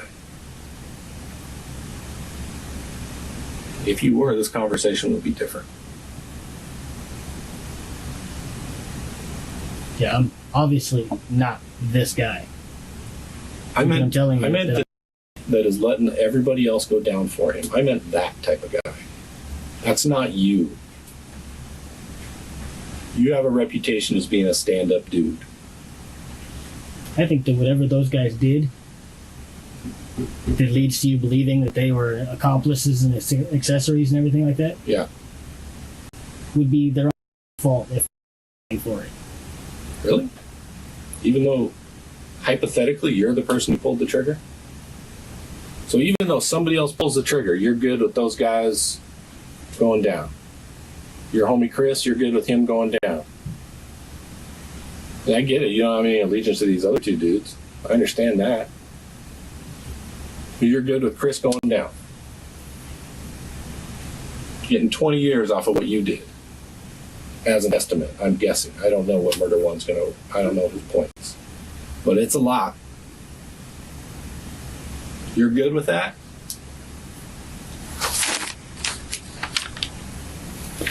If you guys have him orchestrating and setting up something like that, then that's his own fault. It's his own fault that you shot somebody.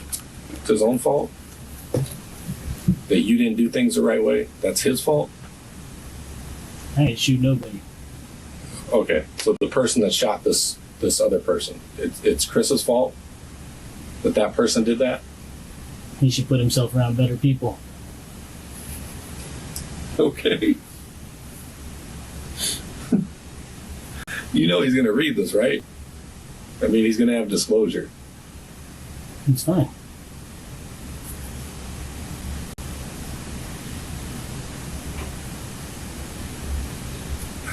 I'd much rather not see my friend get in trouble, but if by you saying that you guys want me to tell you that I did something that I didn't do, Fair enough. I don't want you to tell me that you did something you didn't do. That's not what I want. I want you to admit to what you did do. Because it's not even a question that you did it. So, well, if it was a question it's or not. wasn't a question, you wouldn't be sitting here trying to get me to admit to something I didn't do. I would, because it's the right thing to do. I need to know where you went Saturday. I probably went to 7-Eleven at some point. Okay. Any idea what time? I go when I need something or want something. I understand, but that's why I'm asking you. Like, any time? Do you remember wanting or needing something on Saturday? No, I don't, because I don't feel like I need to track every one of my movements and shit like that, because I don't need to have a Loctite schedule of what I'm doing and where I'm going. Generally, that is true. As long as I'm at DOC on Thursdays between 1 and 3, Yeah. and I make my appointments with Ideal Options, then it doesn't seem like a big deal to me where I go. Okay, unless you're being charged with murder, then it kind of is a big deal, right? Yeah, but if I don't pay attention to and keep track of these things, how am I going to tell you where I was without lying to you then? Because I don't know exactly when I was there. Well, you could at least try. Yeah. I mean, I would try. If it can rule you out as a suspect in a homicide, I would try. I would. Yeah, well, where I was Saturday during the day has no bearing on where I was Saturday night, Sunday morning. It does. Absolutely it does. Because I can show you wearing different clothes. Or I can show you wearing the same clothes. Right? That's pretty important. Do you agree? I can show that you were with somebody else and not with these people. People change their clothes. People meet other people. Oh, no question. I'm just letting this play out because it's this case, I don't really have to say much. It's really self-explanatory. He's a fucking idiot. And he really thinks that he's being smart. He thinks he's being cunning. He thinks he's being witty. He thinks he got them in a loophole, and he doesn't. He don't even believe that they have surveillance. He doesn't even believe that they have videos of him at the restaurant, videos of him on the side of the street or in the premise, videos him at the Shell gas station. He doesn't believe any of this. He really thinks that they're just pulling their leg. And then he literally threw his boy Chris under the bus, like, oh well, he need to pick better friends. Yeah, he do. He shouldn't have been friends with you. Not you literally talking about your own self. Like, golly, yeah, you're absolutely right. He should have picked better friends. He shouldn't have been your friend. He should have been your friend at all. It's mind blowing to me that he doesn't see the bigger picture. And I don't know if he watched too much CSI, Damages, The Heat of the Night for my old folks, and The Heat of the Night for my older folks. I don't know what it is, but wherever he's getting his information from is doing him a disservice right now. It's doing him a disservice right now. Luna said, okay, they a 14-year-old boy, sorry, not 14, 19-year-old guy, Raphael, lost his life. He was shot. Him and another girl was ambushed at a Jack in the Box fast food restaurant by this individual and 3 other individuals, 2 other men and a girl. They was supposed to link up and do some drug deal, but they actually linked up with these guys at the restaurant to rob Raphael and the girl. David ended up shooting him. That's what happened, Luna. Dundada said he really makes himself look like a cold killer. Yeah, he does. He really does. He really, really, really does.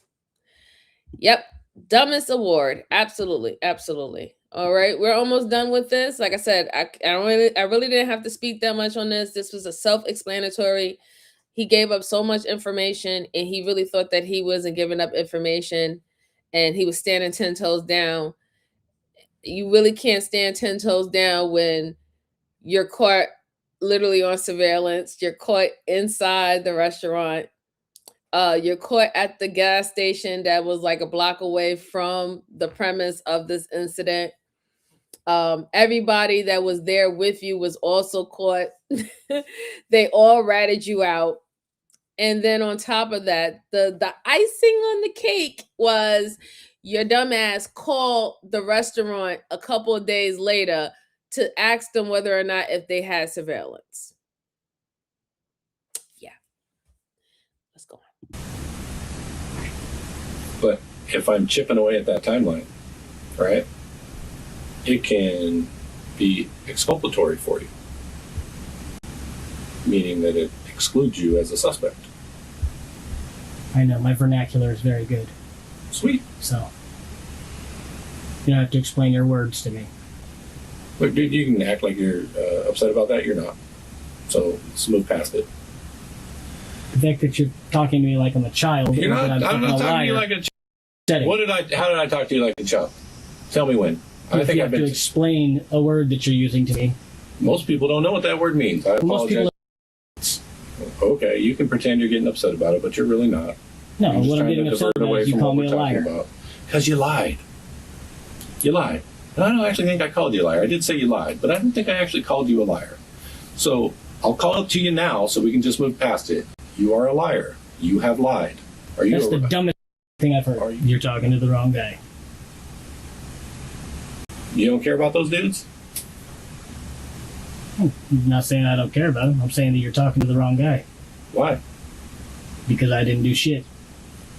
That's not what innocent people say. No. Innocent people that actually give. Yeah, no. You know how many people I've had in that chair, man? Thousands. I know you don't get you. Like, enjoy your time. I don't care. That I don't have any hard feelings for you. I'm just going to move on to my next case. But before she does that, she gives David one final chance to come clean. Instead, he doubles down and looks dumb as hell doing it. Do you want to tell me what happened or not?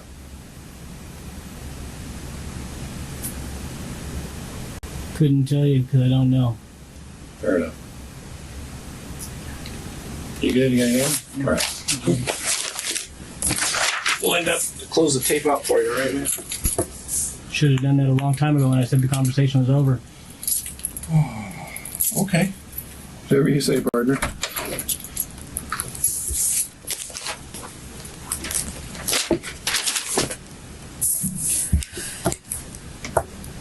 signature there. That just was that you waived your rights in the beginning because you did. I just forgot to have you do it. Now, I figured out why he took this route. I figured it out, guys. Now it makes perfect sense why he was being such a, excuse my French, sorry, Miss Joanne. He was being such a dick, and a wise guy, a little smart aleck. I see why. Look what he just said afterwards now that the interrogation is over. He said, yeah, when I said earlier that the conversation was over. Sir, you never said that the conversation was over. In fact, you continue to have the conversation with them. They read you your Miranda rights, so everything was being recorded because you continue to go on and have the conversation with them. You never said that this conversation was over and you wanted your lawyer. Not once while we've been listening to this for over an hour. But you think by now saying it, oh, I said that the conversation was over. Once you get in contact with a lawyer, you think that the lawyer can get this thrown out because you said that the conversation was over and you're trying to make it seem that the detectives went on ahead and did not follow through with your wishes. That's why he's acting so smug. That's exactly why he's acting so smug. That's why he thinks he's the smartest person in the room, because he thinks that by saying that now, this is going to be thrown out, or they were not even going to use this interrogation in a court of law. That's what he believes. Now it makes perfect sense. But like I said, he's a fool because he never said that. He never said that the conversation was over. You were supposed to say once they read you your Miranda rights, even before they read you your Miranda rights, you could have said, I don't want to talk. I need to speak to my lawyer. The conversation would have never had happened. But you didn't say that. You continue to argue with them, deny. You gave up some information, deny. And you thought that this all, you thought you set up everything perfectly. No, this is not going to be thrown out. This will be used at court.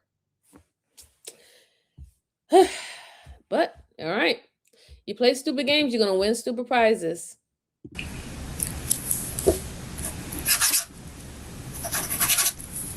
Read this out loud for me.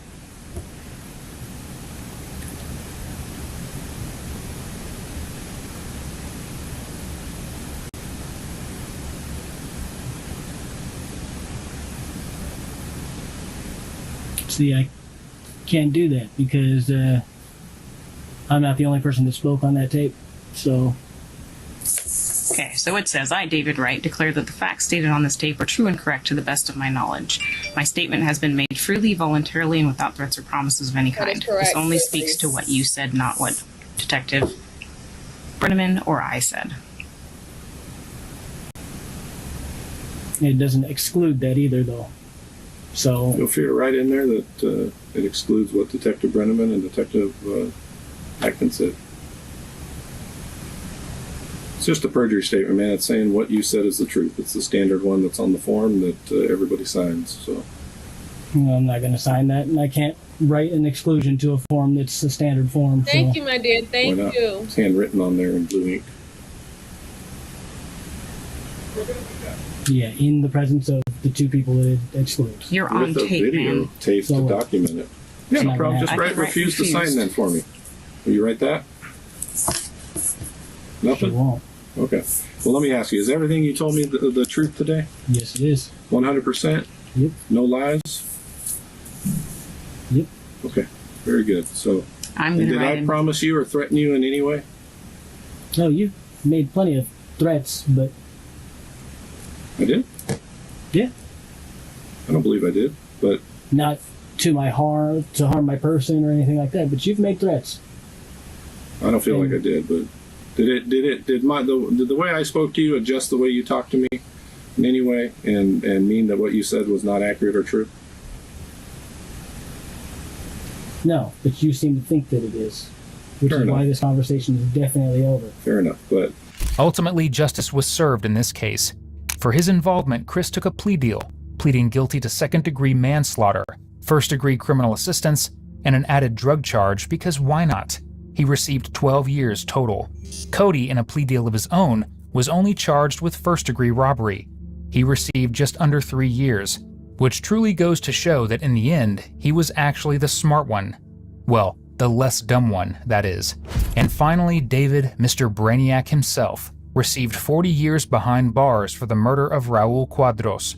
Our thoughts are with the family of Raul, as well as all of the innocent people who were forced to witness this crime. Thank you for watching today's video. Whether you're new here or have been with us for a while.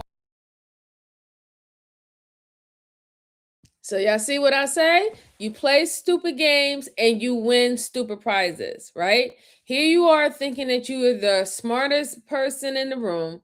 You thinking that you're going to beat 20-year veterans that's been on the force dealing with interrogating potential suspects and criminals. They study in psychology, they study in ideology, they study human patterns, they study all types of things. And here you are thinking that you're going to outsmart them. And you did it to the very end. The very end, you still wouldn't let it go, even with down to the paperwork. If you were so smart, Mr. Brainiac, you wouldn't have said anything. You wouldn't have even went on with the interrogation. But you're not smart. You're not smart. And now look what you got. 40 years. 40 years.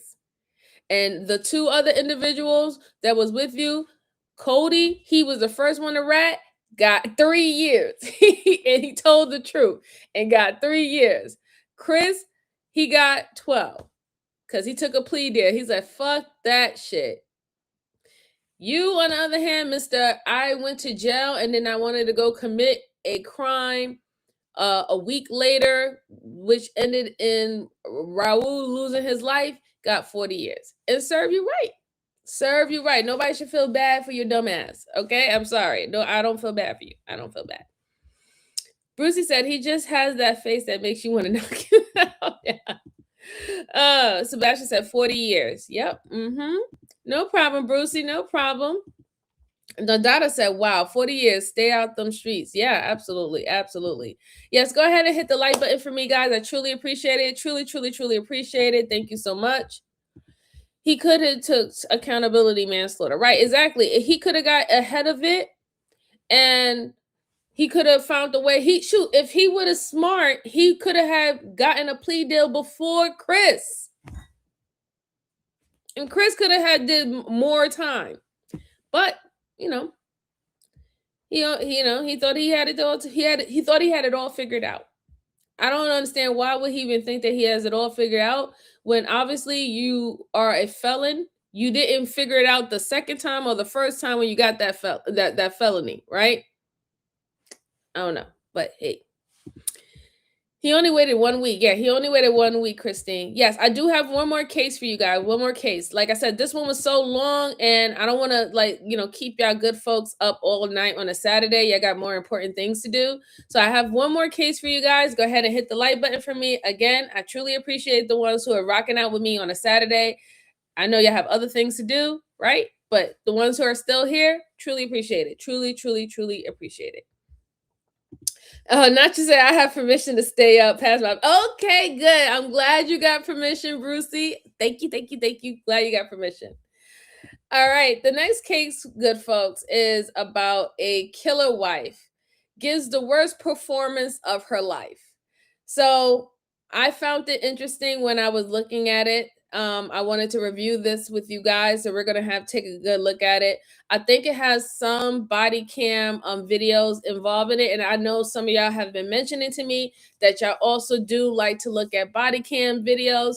So I will also be including that into the channel, interrogation body cam videos. If we can get them on the same video, that's a thumbs up for us. But I will start including those things too as well. Okay. Thank you, Miss Joanne. Thank you. I know y'all my ride or dies.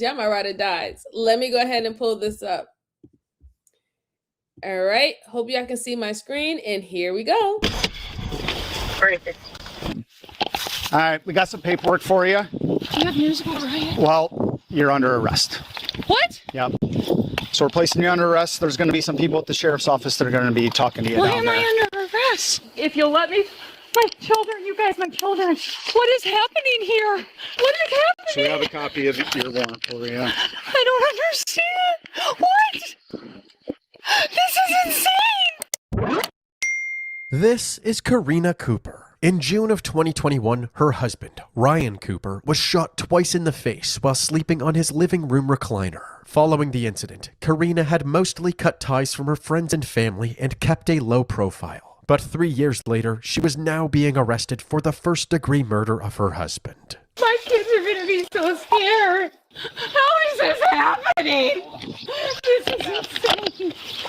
Karina was thrown into the back of a police cruiser and taken to the Tama County Jail. But did she really pull the trigger? Several clues at the crime scene actually pointed to a mysterious intruder, someone who had left a trail of evidence after killing Ryan. In order to determine who actually murdered Ryan, we need to start from the beginning. More specifically, we need to go back to June 18th, 2021 at 4:39 a.m. when Karina called 911.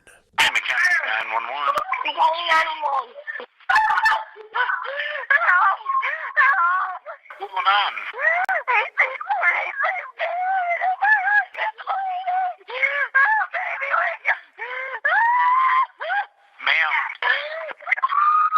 The dispatcher couldn't make out what Karina was trying to say, but they were able to trace the call to the Cooper farm, located at 1846 K Avenue.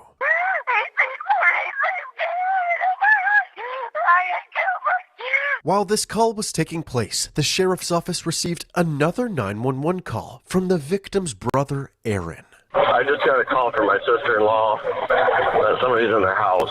Okay, someone's in her house. Yep. We have a female on 911, but can't understand her. When Aaron arrived at the house, he stayed inside his truck, waiting for instructions from dispatch. I am armed. Do you want me to proceed? Yeah? The kid just came out and told me to come out. Okay. He's still screaming. Aaron entered the house and followed Karina's screams to the living room, where he found his brother in his recliner, unresponsive and soaked in blood. What the fuck? What? My brother's dead. What? We need an ambulance now. Aaron checked for a pulse and found nothing. Do you know if he's been shot? No. He has not, but there's blood coming out of his mouth. In here and all over on the floor. Moments later, a deputy from the sheriff's office arrived on the scene. What's going on? My brother's dead. Aaron led the deputy to the living room where Karina was curled up on top of Ryan's lifeless body. Ma'am, what happened? Upon closer inspection of Ryan's body, the deputy noticed 2 gunshot wounds to his face, confirming that this was a homicide. The house was now a crime scene, so the deputy told Aaron and Karina to wait on the front porch. 1079 is 7 headed this way as well. While waiting for backup to arrive, the deputy cleared the house for any threats and scanned for any clues as to who could have done this. They're almost to your location now. A second deputy approached the house and asked Aaron and Karina to fill him in. But Karina clearly wasn't ready to answer questions. What happened? She said... Where is the ambulance? Where's the guy with the gunshot? She's hysterical. That's what I This is a tragedy, prayers to the children involved. My concern is that me looking at the body cam footage, it doesn't look like any false entry into that home at all. The fact that the brother came over there and he had a weapon, I'm not even going to even think about why he doesn't have a shirt on. He probably don't live that far. And since, his sister-in-law called him hysterical, he just went over there to, see what was going on. Right. But there doesn't seem like it's any false entry. It doesn't seem like a robbery. And I find it quite odd that the victim is laying in his recliner with 2 bullet holes to his face. From what I know, that means that whoever shot him was directly in front of him and he was sitting in that recliner. So that means there wasn't a struggle. The person who did this is someone that he should not have feared, right? There doesn't seem like any signs of anything out of the norm except him losing his life and having 2 gunshot wounds in his face. So that would have had, raised a red flag to me as a police officer going in there with a body camera. The door is not broken. It doesn't seem like the lock is broken. Everything else in the house seems immaculate, and then just to see him laying in a recliner with a whole bunch of blood coming out his eyes, ears, and all the stuff like that, I would draw a question. I'm glad that they did the right thing, telling them to remove them out of the house because they have to secure this. This is a scene of a crime now, so now they have to secure the area, right? That's number one. Number one thing on your list is you secure the area, but you have to keep them there. So in this point, they are being detained because they're going to have to be questioned later on about what they know once they came to this scene, right? I need to know where the wife was. Did she walk in or was she upstairs? We need to know whether or not did she hear a gunshot. Let's say she was home. Did you hear a gunshot and you run downstairs and then you saw him like this?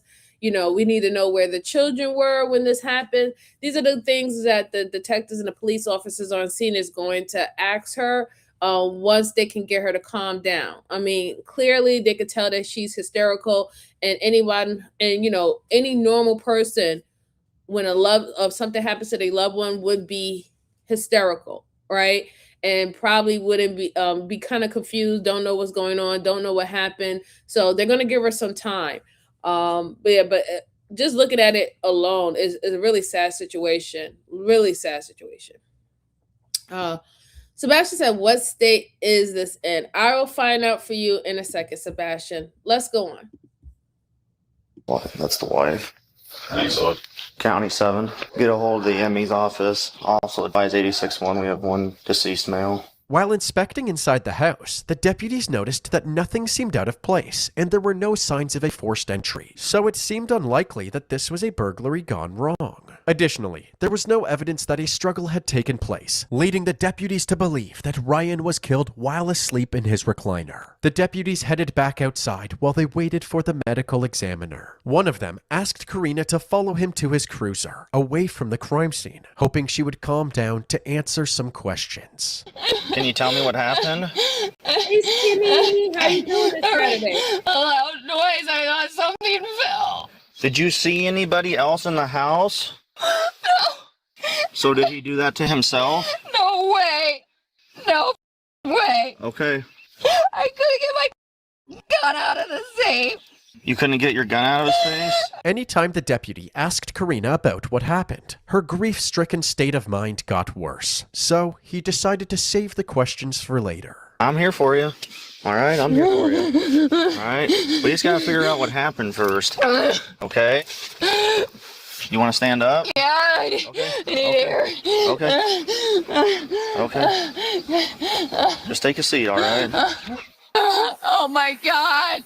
Karina, sit up. Karina was then escorted back to the sheriff's office to be formally interviewed. She was now much calmer. Anything else kind of off or just strange about last night?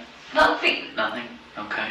Karina said that around 4:30 a.m. she was sleeping in her bed when all of a sudden she was woken up by a loud bang. It sounded like something crashed in the kitchen. It sounded like something falling. It was loud. And I got up and I peeked into the living room and he was laying there, and I went to the kitchen and turned the light on in the living room, and then... So when you turn on the light, what exactly do you remember seeing? It just looked like he was sleeping. Okay. And then I walked up to him and touched his foot, there's blood, like everywhere. Like a lot. I started screaming, like a lot. I don't know what I thought. I thought somebody was in the house. Karina said that she eventually tried to get her gun to protect herself, but she wasn't able to open the safe it was in. I tried to get my stupid gun that I don't even know how to work and have never shot out of the safe that he said we had to have, and I couldn't even get the thing open. I called Aaron. He said he was on his way, and I went back out. Rather than hide from a potential killer in the house while she waited for Aaron, Karina went back to her husband's body and continued screaming at the top of her lungs. Do you make any attempt at, do you touch him? Do you... I crawled on him. I hit him. I think I was shaking him and screaming at him. You think you were hitting I him? think I kept hitting him, trying to get him to wake up. Shaking him. Okay. Holding his feet. Throughout this entire incident, Karina made no attempt to save Ryan's life. Although she chalked this up to being too distraught to think straight, the detectives couldn't help but wonder if there was a more sinister explanation for her actions. Again, not to be... Like, I understand being hysterical. I really do. Right? And the way how people handle trauma is going to be very different. It's not going to look the same. But we do have to point out the fact is that she was not that traumatized to call her brother-in-law. She wasn't that traumatized to call 911 eventually. But she was too traumatized to try to perform CPR on her husband.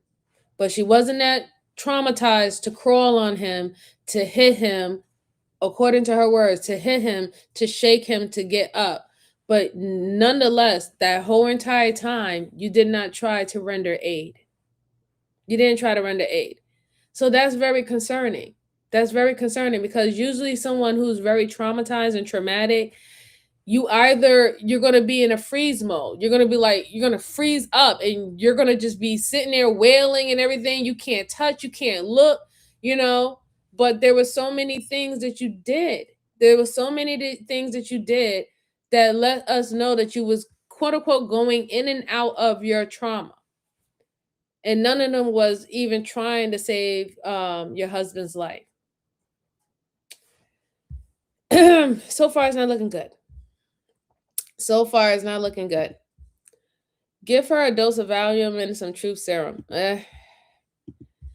Christina says she killed him, right? Apparently so. Apparently so. How you doing, Christina? Happy Saturday to you. Happy Saturday. But yeah, we don't necessarily know yet, but it's not planning out real good. Like I said, there's certain things that stood out to me. You also heard the video essayist confirm what I said. There was no false entry into the house. The person who shot him was already in the house. No one broke in. It wasn't a robbery. Everything in the house was nice and tidy. And remember what I said. I was asking those questions earlier about, was you home when this happened, or was you out with the children? Where were you? And she said that she was upstairs. I guess she was about to go to sleep, and then she heard a big boom. She thought something fell on the floor, and that's when she ran downstairs. And I guess how the recliner was, how it was sit, she couldn't necessarily see his face, so she thought that he was sleeping. But when she went by to tap him on his leg, like, hey, did you drop something or whatever not, she saw blood, and that's when she realized what was actually going on.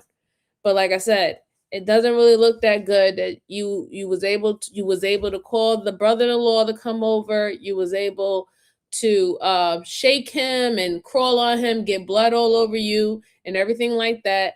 And on top of that, call 911, but you didn't try to render aid to your husband. So, let's see. Joanne says she's not blowing her nose. That means she wasn't crying. Yeah, listen. Yeah. Let's go on. Personal, okay, but again, these are things we need to ask, just try to figure this thing out. Has there been any marital issues between the two of you? Nothing where there was ever any doubt about our marriage. Okay, so no affairs of any kind? No. According to Karina, her and Ryan's marriage was rock solid. But in a separate interview room, Aaron was telling the detectives otherwise. He told them about an incident that happened last year, where Ryan had apparently seen a message on Karina's phone from one of her clients named Houston. Something about seeing a married woman naked. The detectives interviewing Karina were pulled out of the room and advised of this new discovery. They then formed a game plan before recommencing her interrogation. One of the questions I have is, do you know anyone that would have any reason to hurt him? No. Has he had any issues with anybody? No, nobody. He doesn't hurt anybody. Okay. But can you tell me about your relationship with Houston? Danker? Yeah. He's my friend. Okay. And I'm going to be blunt with you and be forward with you. The only reason we ask is Aaron made mention about maybe Ryan seeing something on your Snapchat. Not that that was Houston, but maybe there was something with your Snapchat. Last fall, there was a Snapchat that wasn't even meant for me. Okay, tell me about that. Supposedly. Ryan saw it, not me. And he told me about it. It was something about a married woman and naked, seeing her naked or something like that. Okay. And Ryan saw it and confronted me, and I confronted Houston, who were friends on Snapchat, and that's it. Okay. And he swore up and down it wasn't meant for me. I guess. This is dumb. Well, we're trying to get to the bottom of dumb. Oh my God. We're just making sure that all the questions are answered. Has Houston seen you naked? No. God, no. Okay, so I find that very interesting, especially after what Brucey's his synopsis on this case is. Brucey said he shot his brother and left. He then called 911 and said his sister-in-law just called him and he's on his way to her house. And the first part of this, he said, I think the brother-in-law was already there. I think he called to give a reason for him to return. Now, I would find, I'm kind of like pinning that could be a possibility because remember, I initially didn't want to bring up the fact that the brother-in-law didn't have a shirt on, right? That's just really odd to me. But I was trying to give the benefit of the doubt because if, someone is calling hysterical or something like that, shoot, I might, a loved one or my son or somebody calls me, I might come out there looking crazy as hell too, right? Like I just need to just get to my family member. So I wanted to give the benefit of the doubt. But if we take what Brucey said into consideration, which he thinks that the brother-in-law was involved, or maybe they both do it together, I find it kind of like, interesting because apparently it was the brother-in-law that said that they had a rocky road last year because on Snapchat, somebody was saying that they saw a naked married woman's body and stuff. And apparently that's her. So that, things wasn't like all kumbaya and perfect. And I'm wondering why would the brother-in-law say something like that too? You went over there to save the day when she was hysterical, like it was nothing, right?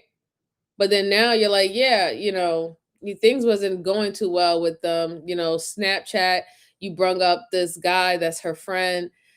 I don't know, something doesn't seem too right about that. Joanne said they can track where his phone is when he called 911. Yes, they could. They haven't done it yet because right now he's not considered a suspect. And even she's not even considered a suspect. They're just trying to get a little bit more information about her, really. Was she sleeping with the brother-in-law? I don't know, but it's not looking too good so far right now. He's 22 years old. No. To each their own. I'm just Stupid town and their rumors. No. okay. I cut his hair. I watched his kids a couple times when his babysitter flaked. Karina said that the last time she spoke to her friend Houston was in the spring, and ever since then there had been zero issues. Her interview was concluded and her phone was seized. The detectives ultimately found no evidence of an affair with Houston, but they wondered what Houston himself had to say about his relationship with Karina. So they tracked him down and brought him in for an interview. Yeah, actually, if you can grab a seat here, it'd be great. So, okay. Why your name came up is Ryan Cooper died. See, and okay, so Ryan Cooper died, and one of the first, I don't know, in the first hour, someone said, "Hey, we heard that Karina was having an affair with Houston." That's why you're here, okay? Yeah. The rumor that's going around is you and Karina were Snapchatting. Did that actually happen at some point? Yeah. Okay. When did that happen? Yeah. I mean, is it still going on? With me and Karina? Yeah. No, I mean it's random Snapchat shit. You know, I mean it's Houston said that he used to work near the Cooper residence, so he would often stop by to get his hair cut by Karina, who is a full-time hairdresser. However, he hadn't made much contact with her since he switched jobs in October of last year. I'll put it this way. I'll completely dumb it down. So like, right, with me and Karina, the hard thing with all that rumor being spread is I was literally sitting there like I would say a gay best friend. Like when everybody around Troy was saying, "Oh, you know, Houston's nailing her," or whatever. I'm sitting there like, "Nope, I." Although Houston is painting himself as a harmless acquaintance, he actually has a long history of having intimate relations with local cougars, women who are much older than him. Back in high school, he would apparently pull up outside of the local gym and flirt with the women exercising through the window. Some of these women couldn't resist Houston's charm, including his best friend's mom, whose marriage was ruined when the affair came to light. The agent knew about Houston's past and put his best friend persona into question. You kind of got a reputation where you're pretty successful with the ladies, right? I won. Better luck than some.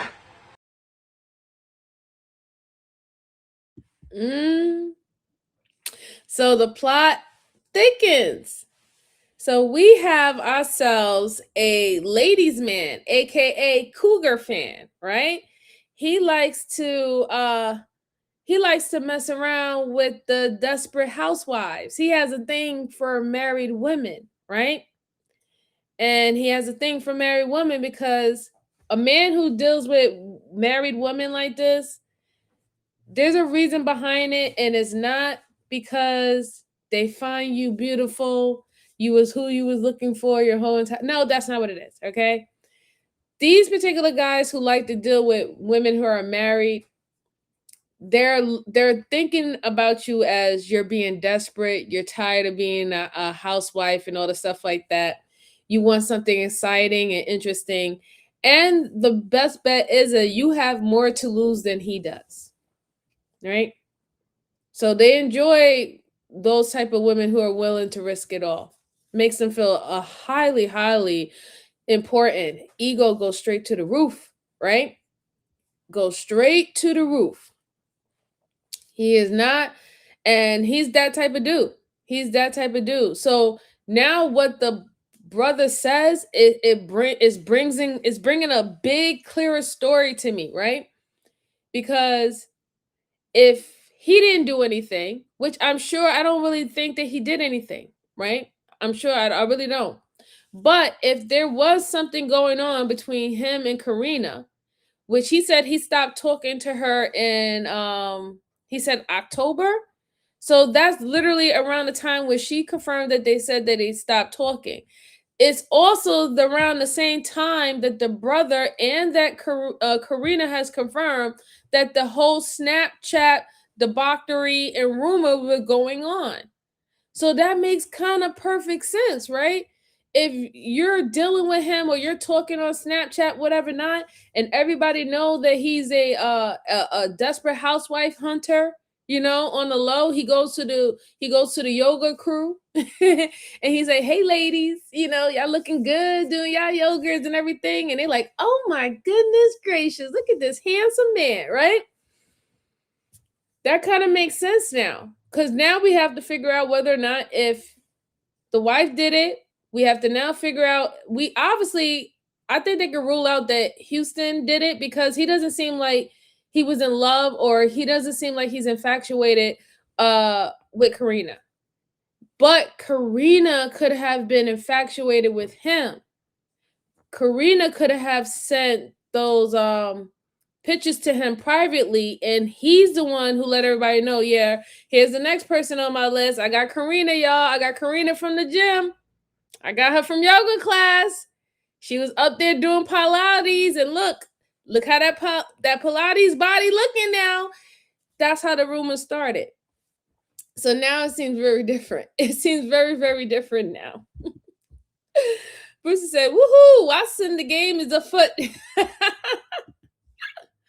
David Lee Roth, I'm just a gigolo, and everywhere I go, ladies pay for romance. Damn, Bruce Lee. Let's see. Ryan O'Brien said the reason is as simple as why as a dog returns it to his vomit. They are disgustingly hungry. Damn, Ryan, damn. Oh my God. Let's go on. This is getting interesting right now. Or not as bad as others. Years ago. Years ago. Yeah, I mean, it's bad to say, but I'm young with 2 kids. You know, Right. But, Houston insisted that despite his reputation, he was merely friends with Karina. He also claimed that he was sleeping at the time of the murder. Since the detective was unable to dispute anything in Houston's story, he was free to go for the time being. The detectives checked in with the crime scene investigators, who had discovered a lot about the killer's movements using blood evidence. At the base of the door right behind Ryan's recliner, there was blood spatter. The only way the blood could have gotten there was if the door was open at the time of the murder. This door led to a set of stairs, which also had small droplets of blood going down them. At the bottom of the stairs was a bloody shoe print. Although they couldn't prove that Houston was involved just yet, it was clear that somebody had entered this door, shot Ryan, and exited through the same door. Another important question was why the door was locked when the crime scene investigators first arrived. Either the killer had a key to that door, or someone had let them in and then locked it after Ryan was killed. The detectives believed the most reasonable conclusion was that Karina was involved in Ryan's murder. While reviewing the body cam footage, they were shocked to see her 12-year-old son standing in the living room, watching as Karina sobbed on top of Ryan's dead body. Ma'am, what happened? Karina stated multiple times that she thought there was a killer in the house. The detectives couldn't fathom why she allowed her son to stand around in the living room, not only witnessing his father's dead body, but potentially becoming the killer's next target as well. This, along with her over-the-top screaming, Where is the ambulance? Yeah, absolutely. Absolutely. I'm glad that they pointed that out. That poor baby, that poor 12-year-old boy has to see his father in that horrible state. And then he's also upset because he's seeing his mother having a traumatic reaction to how the father is. But now me thinking about it, you said that you heard a thump. You said that you went down and checked your husband. You saw all the blood. You started shaking him and everything like that. Mind you, again, you didn't call you didn't call 911 right away. You called the brother-in-law before you called 911. Then on top of that, you didn't perform CPR or render any aid to him, even though you said it yourself that you crawled on him and you was shaking him and trying to get him to up and everything like that. Then you said when you saw the blood, you said that you tried to run to the safe to go get your gun, but you couldn't even open up your safe to get to your gun because you was scared that someone was in the house. My thing is, why wouldn't you get your son out of the house? If you thought someone was in the house, why wouldn't you take your son out of the house? You didn't take your son out of the house. In fact, once you ran and tried to get your gun and you couldn't get it, you said that you ran out the house. I guess that's when you made the call. And then you went back to your husband and you started wailing and crying and all that stuff on him. All while your son was still in the house. You have to really keep that in mind. I know that if I thought someone was in my house, I'm getting my son out of the house immediately. I'm getting him out the house. If I have the opportunity to get out the house, I'm going to get out the house. She wasn't even thinking about her son at all. Not once did she thought about her son at all. And that's very troublesome. That's very, very, very, very troublesome. And then let's talk about the door. The door was locked when they came. Who else would lock the door? The door wasn't locked from the outside. The door was locked from the inside. The blood spatters that they shown on the video, it was coming from inward, right? So black splatter was on the side of the corner of the door, and it was quote unquote to leave trails outside to say that somebody walked outside who had blood on them going up or going down the stairs. But the door wouldn't have been locked if it was some random stranger that shot her husband. The door was locked because that person went right back in that house. But they don't really take those type of things into consideration. And I know it's like it's in the heat of the moment. You're trying to cover up stuff, but this is what happens when you cover up. You always leave something behind. Let's see. Numte, how are you? Thank you so much for the compliment. Truly appreciate it. Happy Saturday to you. Happy Saturday. Let's see. Brucey said, almost makes a guy want to be a crook, don't it? No crooks. No crooks. Because you don't know who's outside or where they are. Moving too fast is how often death occur. Yes, that does happen. But in that situation, the door was supposed to remain open. If you want the detectives to believe that it was some stranger who kind of got in the house, a stranger is not going to take time to lock the door. I have not seen that once yet. I know we see a lot of that in movies about when you're dealing with real spies or real assassins, and they come in and they got socks on, and they have gloves on, and they know how to lock the door, unlock the door, and this ain't it. This ain't it. It wasn't even enough time for that. Enough of the time. Let's see. Active Valencia requires quick thinking and patience. You're correct. Let's go on. Let's see what else they have to say. Led the detectives to believe that she was putting on an act. The detectives didn't waste time to bring Karina back in for another interview, and they confronted her with their suspicions. I think that this is a permanent solution to a temporary problem. Whatever's happening between you and your husband, whatever the issues are, okay? There are no issues. There are no issues. Because my husband sleeps in a chair in the living room? I'm not saying that. Because rumors flew last fall that I was with some kid. We've been fine. Never once did either one of us ever say that we were going to leave. Never once did we doubt our marriage, our kids, our family.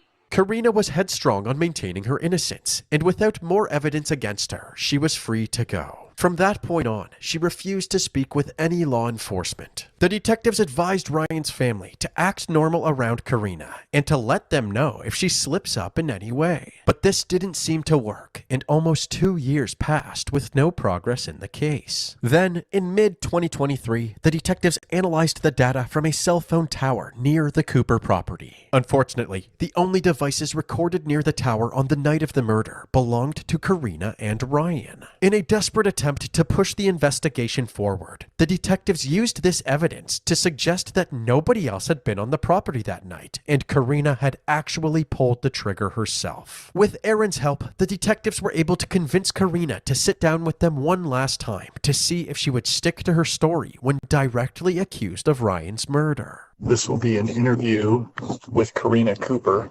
Rather than jumping on her right away, the detective wanted to hear if Karina's story had changed at all over the past 2 years. I got up and kind of just to look and find that noise and find Ryan. Why didn't he wake up to that? Yeah. When I went in the living room, I said his name a couple of times because it looked like he was sleeping. And I remember Aaron over my shoulder took his pulse, and he was on the phone with 911 because I remember him saying, no, there's no pulse or something to that effect. I screamed and screamed. I know that, and I'm embarrassed that I did everything wrong, and I just remember screaming. I thought somebody was here. And was Ransom in the bed, or is he? Where's he sleeping? He was at the foot of the bed. Because you said you almost tripped over him. I did trip over You him. did.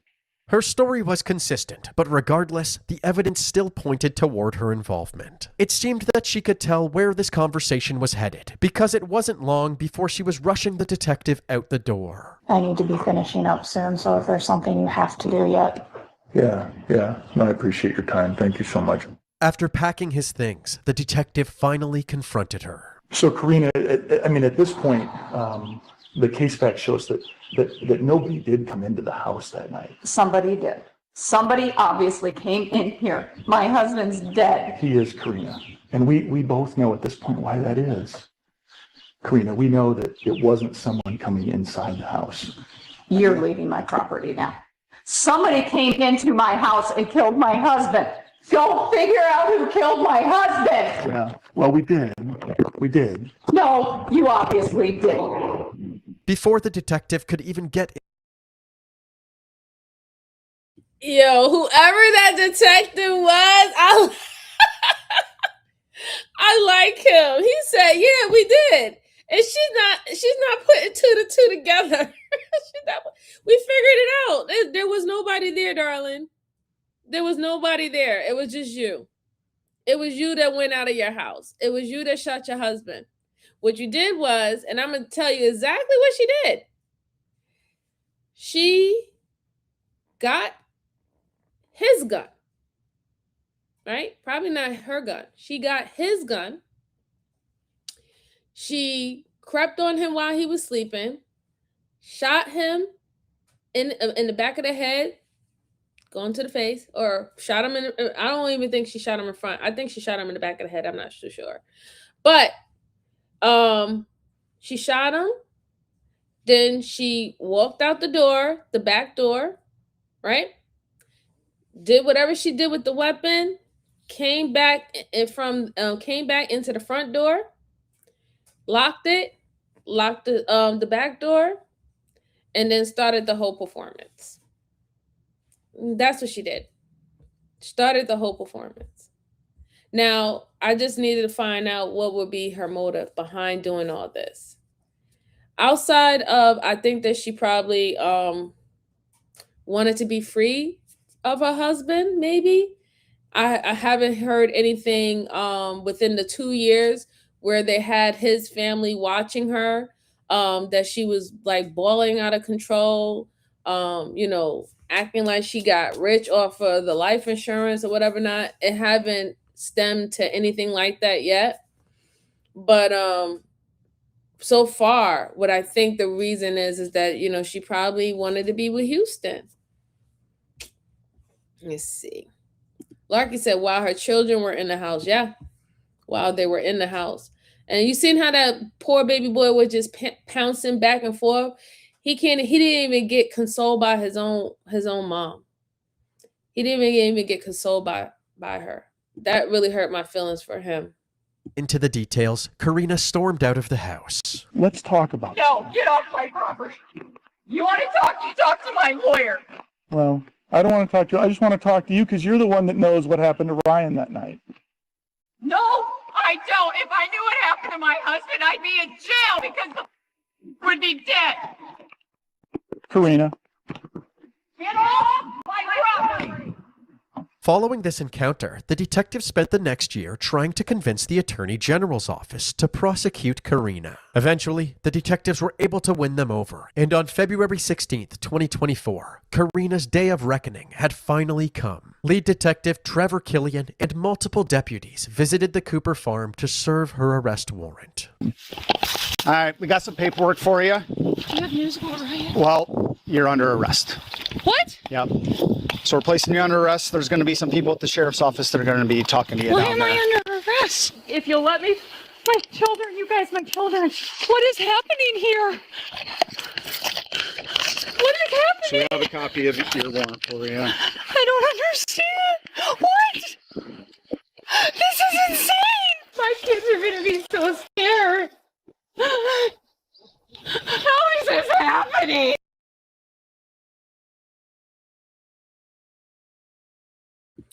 Not her worrying about her kids being scared. You wasn't worrying about your kids when they saw their father with 2 gunshot wounds in their head, bleeding. You didn't care about them being scared then. We all saw how traumatized your son was, your 12-year-old son was on the body camera footage. You didn't even care about him while you was performing all the screeching and screaming and stuff like that.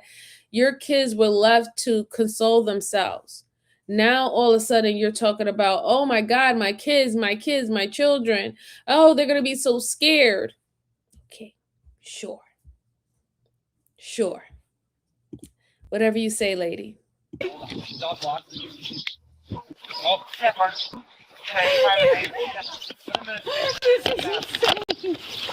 After checking in with the kids and arranging for them to be picked up by family, Karina was transported to the Tama County Jail and placed behind bars. The detectives considered Karina's arrest a huge success since they were certain of her involvement. But this arrest was also a risky one since the blood evidence pointed towards someone else pulling the trigger, not Karina. If the state wanted to secure a conviction, they needed to figure out exactly how the blood ended up on the living room door and on the outdoor stairs. Thankfully, a big hint fell into the investigators' laps, because following Karina's arrest, some of her old friends came forward saying that they had seen her Snapchat conversations before Karina had deleted them. The detectives reached out to Tiffany Lord, a digital forensic investigator, and asked if she could recover the deleted messages from Karina's phone. Tiffany struck gold. Karina and Houston frequently fantasized about their life together. They talked about how much better off Karina's children would be if they were being raised by Houston, and constantly referred to each other as husband and wife. Even on June 17th, 2021,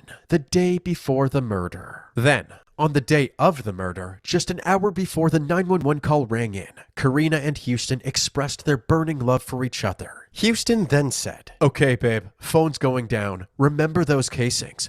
Remember those. No ifs, ands, or buts." Karina responded with, "Absolutely, 100%. Houston came back with, "Okay, babe, seriously putting the phone down. Have to get this shit done. I love you." The final message came from Karina. The message said, "Go." It was indisputable that Karina and Houston had lied to the detectives and were now directly implicated in Ryan's murder. Years had passed since the investigation first started, and Houston was now living in Cedar Rapids. So, a couple of detectives drove to a Menards grocery store parking lot, where they met Houston for a quick interview. Thanks for taking time out of your busy workday. Obviously, at this point, Karina's been arrested. As things have moved along, there's still a few gaps in our knowledge. They started the interview by revealing that they know about Houston's affair with Karina. You become romantically attracted to her. Yep. Is that right? And things have progressed. Yep. Did you guys ever talk about a plan to relocate together or live together at some point in the future? No. Houston is lying here. Several messages the investigators found clearly imply that he and Karina were desperate to live together. He told the detective that Ryan had found out about the affair at one point, and it gave him a bit of a reality check, but it didn't affect him enough to stop seeing Karina. Did he basically ask you if there was something going on between you and Karina? Pretty much. And you just straight up said no, right? Yeah. When he got a hold of me about that, that made me feel pretty low to call a spade, I felt bad for kind of pissing in his Cheerio. Okay. Houston told the detectives that Karina was madly in love with him, but he never cared enough about the affair to harm Ryan. The detectives challenged this claim by pretending Karina was speaking to law enforcement from jail, pinning all of the blame on him. Karina has a way of explaining this. Mm-hmm. And it's Houston who is the love-crazed person who just hated Ryan. And that will be the story that gets told. And that's not true. No. It's not true. Tell me about that night. So, just to be honest with you, Karina wanted me to go over there and do it. Yeah. Let's start over and talk about these early morning hours, right? I guess what I'm going to ask you guys right now, are you guys telling me that I'm the one that did it? Who first put the idea forward to end his life? Karina. What would be the next thing then that would happen with the plan? Was to, I guess, be together and live life together. Which that would have never happened. Was this 50-50? Would you say? I would feel like I was forced into a lot of that stuff. Details of Houston's story were slowly changing until eventually he admitted that Ryan was shot with his gun, but he wasn't the shooter. Okay. Ryan got shot with a .22 that I own. Who shot him? I called it. I know it had something to do with this guy, but I do believe him. He wasn't the one who shot her husband, Ryan. I believe that it was Karina that shot Ryan. But even going off of the screenshots that was found from the Snapchat that they thought erased, he said to Karina in the screenshot, in the text messages, he said, make sure you pick up those casings. He was like, I'm serious. Make sure you pick up those cases. And she said, okay, babe, I love you. All right, we really got to go now. All right, go. So why would he tell her to pick up the casings? He told her to pick up the casings because he knew his gun was being used. And those casings will go back to his gun if they decide they want to haul him in and to get a search warrant for his house for a particular weapon, right? But that also gives me the impression that he didn't pull the trigger either, because if he would have pulled the trigger, he would never have to tell her to pull up the casings. He probably would have pulled up. He probably would have pulled up the casings. So again, like I said, the man was shot inside his house in his recliner. They should have been casings in the house. There was no casings to be found in the house. The casings was found outside.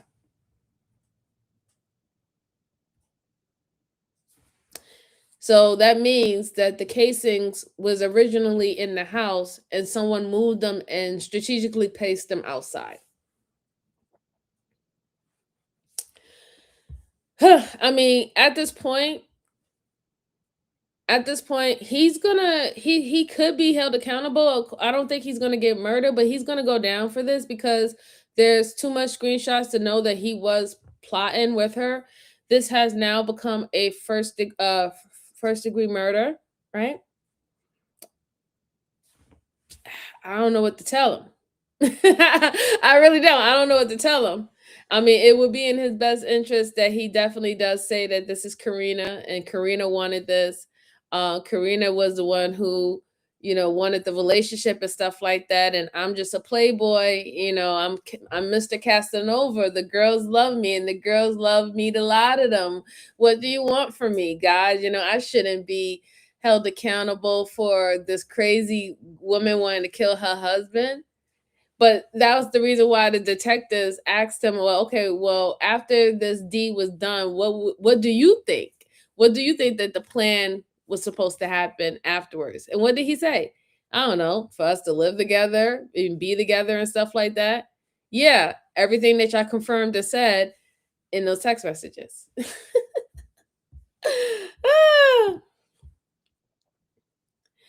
They said Brucey said they wouldn't be traced back to his gun. Center fire, rim fire. And it was his weapon. Yep. Let's go on. Where were you at? At home. Apparently, he originally agreed to be Ryan's hitman, but backed out at the last minute. How did she receive that? When you're like, I don't want to do this. Not very good. Call me, thought you were going to take care of us, things like that. She's a pretty dominant person. It was so forced upon me. And like I said, once again, should have just been a bigger person, said, Karina, you, this is stupid, this is dumb. What are we doing? After Karina took matters into her own hands, she told him to leave his phone at home and come grab the weapon. What vehicle did you drive Hey, over there? Nicole, how you doing? A four-whooler. Lights in the house. The radar, I Shout out suppose. to you. Where was it at when you picked it up? In the driveway. Houston had no idea about the trail of blood evidence back at the Cooper household and how it didn't align with his story at all. But whether he was actually in the house or not, he had just admitted to helping plan Ryan's murder, hiding the murder weapon, and lying to law enforcement, which was more than enough to justify an arrest. Are you guys arresting me? Just be honest with me. At this point, based on what you just shared with me, we do need to place you under arrest. Houston was put in handcuffs, placed in the back of a cruiser, and taken straight to jail. Now that Houston was locked up, the investigators executed a search warrant for his house. In the process, they found a pair of Vans shoes with a diamond tread pattern that matched the bloody shoe print left at the crime scene. They also looked into Houston's phone location data and determined that he had performed 3 practice runs the night before Ryan's murder. Between 7 and 10 p.m., Houston left his house, went slightly past the Cooper's residence, and returned back to his house 3 times. Despite the mountain of evidence against them, both of the accused killers pled not guilty to their charges. On July 7th, 2025, Karina was the first to go to trial. The prosecution kicked things off with their opening statement. They told the jury that Karina and Houston's text exchanges were going to be shown as evidence, revealing a murder plan that was months in the making. Starting early that year, early 2021, a plan was being hatched by these 2 lovers, the defendant and Ryan Cooper, and Houston Denker, to kill Ryan Cooper. They also told the jury that the forensic analysis of Karina's phone had revealed that she had lied to the investigators about her timeline of events. She said she was asleep until she heard a sound. She wasn't asleep. You'll hear that at 4:23 to 4:33 a.m., the defendant, Karina Cooper, took 170 steps in her residence, 393.7 feet, in 10 minutes. You'll hear, folks, that's longer than a football field. This evidence suggested that Karina was walking around the house for 10 minutes, then waited for another 6 minutes before calling the police. This completely contradicted her story of discovering Ryan's body and calling for help immediately after waking up. The prosecution claimed that Karina was actually letting Houston flee the crime scene before dialing. Now that makes perfect sense. So I'll take it back. Houston probably was the killer. She probably kept the door open from him earlier, and she stood up there and she waited until she heard the boom. Then she waited a little bit more, let him get out of Dodge, and then that's when she went down and started the whole scene. That was a real plot twist right there, because I thought that he was a Casanova. Yeah, I thought that he was a creep, and he was just, taking advantage of a desperate housewife, but he was love puppy, what is it? Love puppy, drunk in love, or whatever, not crazy in love, just as much as she was, that he was willing to do that. Wow. This is wonderful. Oh, wow. That was something. I wasn't expecting that. Definitely wasn't expecting that. 911. Her motive for all of this was to collect Ryan's $500,000 life insurance policy and live happily ever after with her secret lover, Houston. The defendant, Karina Cooper, was in financial trouble. She didn't have any money. Karina Cooper was not just an unfaithful wife. The evidence will show you that she was not just dishonest, but that she was manipulative, that she's a co-conspirator. You'll see that she's a planner. The evidence will show that she is a murderer. Ryan Cooper dies by her involvement absolutely 100%. Karina's defense team's strategy was to pin the blame on Houston and tell the jury that he was the one pulling the strings all along. Houston Denker killed. So the prosecutor was spot on. The simple fact that he even had it down to how many steps she had to take or was tracked by her phone, because that's how he got the steps, right? What was tracked by her phone because she was pantsing back and forth up there. That is a very detailed prosecutor right there. That's a man who knows his job. Shout out to him. He knows his job.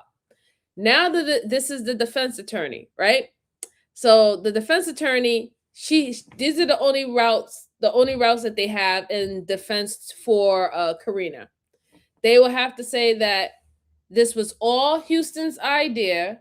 She was coerced to do this. She feared for her life. She felt threatened, and that's why she went along with it.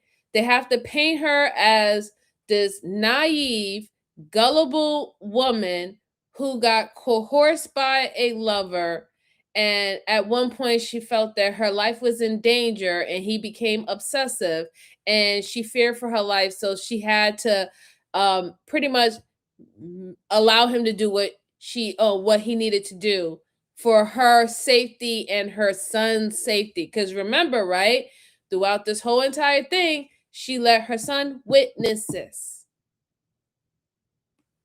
Her son witnessed everything. So that's the only way they can go with this, with a defense case for her.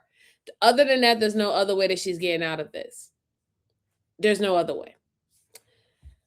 Let's see. Christina said that was impressive. Yeah, it was. It definitely was impressive. Bruce said the cougar put it on that old boy and he fell. Listen, don't sleep on the cougars. Don't sleep on us cougars, okay? Let's go on. Killed Ryan Cooper. Houston Danker shot Ryan Cooper in the face. Houston Danker solicited Karina. Houston Danker manipulated Karina. Houston Danker lured Karina. Houston Danker had Karina living in a dream world. Houston Danker killed Ryan Cooper. You're going to see some Snapchats. You're going to see some pictures. Karina Cooper was in a dream world, and then it became real, and then she was in too deep. The state began calling witnesses, and deputies took the courtroom through the dramatic 911 call and body cam footage, as well as the gruesome crime scene photos. All the while, Karina sat with her defense team, wiping away tears with her handkerchief. Friends and family of the Coopers were also called to the stand, and they recalled several instances of Karina's aggressive and sometimes violent behavior. Well, the one that stands out in my mind is the night that she yelled at him and said that she hated him and would shoot him in the face. Calling him names or saying he's stupid, or, just when she started drinking, she could get pretty ornery. How would Ryan respond? Usually just get quiet. We were at a location, we'd been out, she was arguing with Ryan.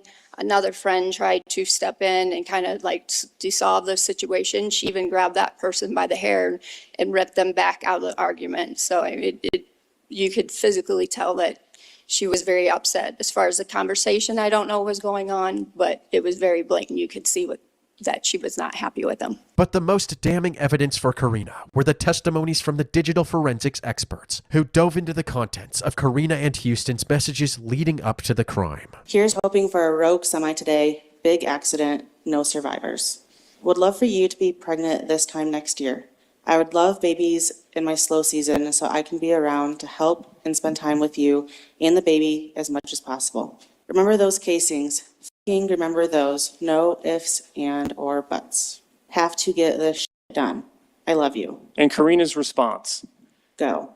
And the fact that Houston had the most incriminating search history on the planet didn't help Karina's case. Where do murderers go to prison? How to permanently delete Snapchat data? Can messages be accidentally sent to somebody else on Snapchat? Can the feds pull Snapchats back up? What is the best way to poison somebody quickly? What's the best gun to use to kill somebody? How to positively get away with murder? The best way to kill somebody with no evidence? How much does it pay to dig a grave? Karina, on the other hand, didn't have any incriminating searches because she had conveniently deleted her search history. From February 2021, when Houston first started Googling how to kill someone, to June 2021, just a few weeks before Ryan's death, the Safari app on Karina's phone had no data whatsoever, despite being her primary search engine before and after that gap. On the 5th day of the trial, the state rested their case, and it was the defense's turn to call witnesses to the stand. Their first witness was Karina herself. Most of Karina's testimony focused on her relationship with Houston. How did you meet him?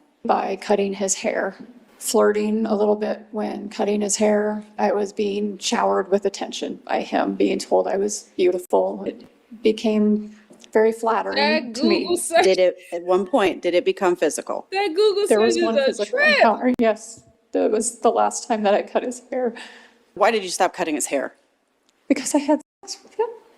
It was an online fantasy, like going to a chat room or playing video games where you steal cars and shoot at cops. It was an online fantasy thing, and when it became a physical in-person thing, I was disgusted and scared of losing my husband. She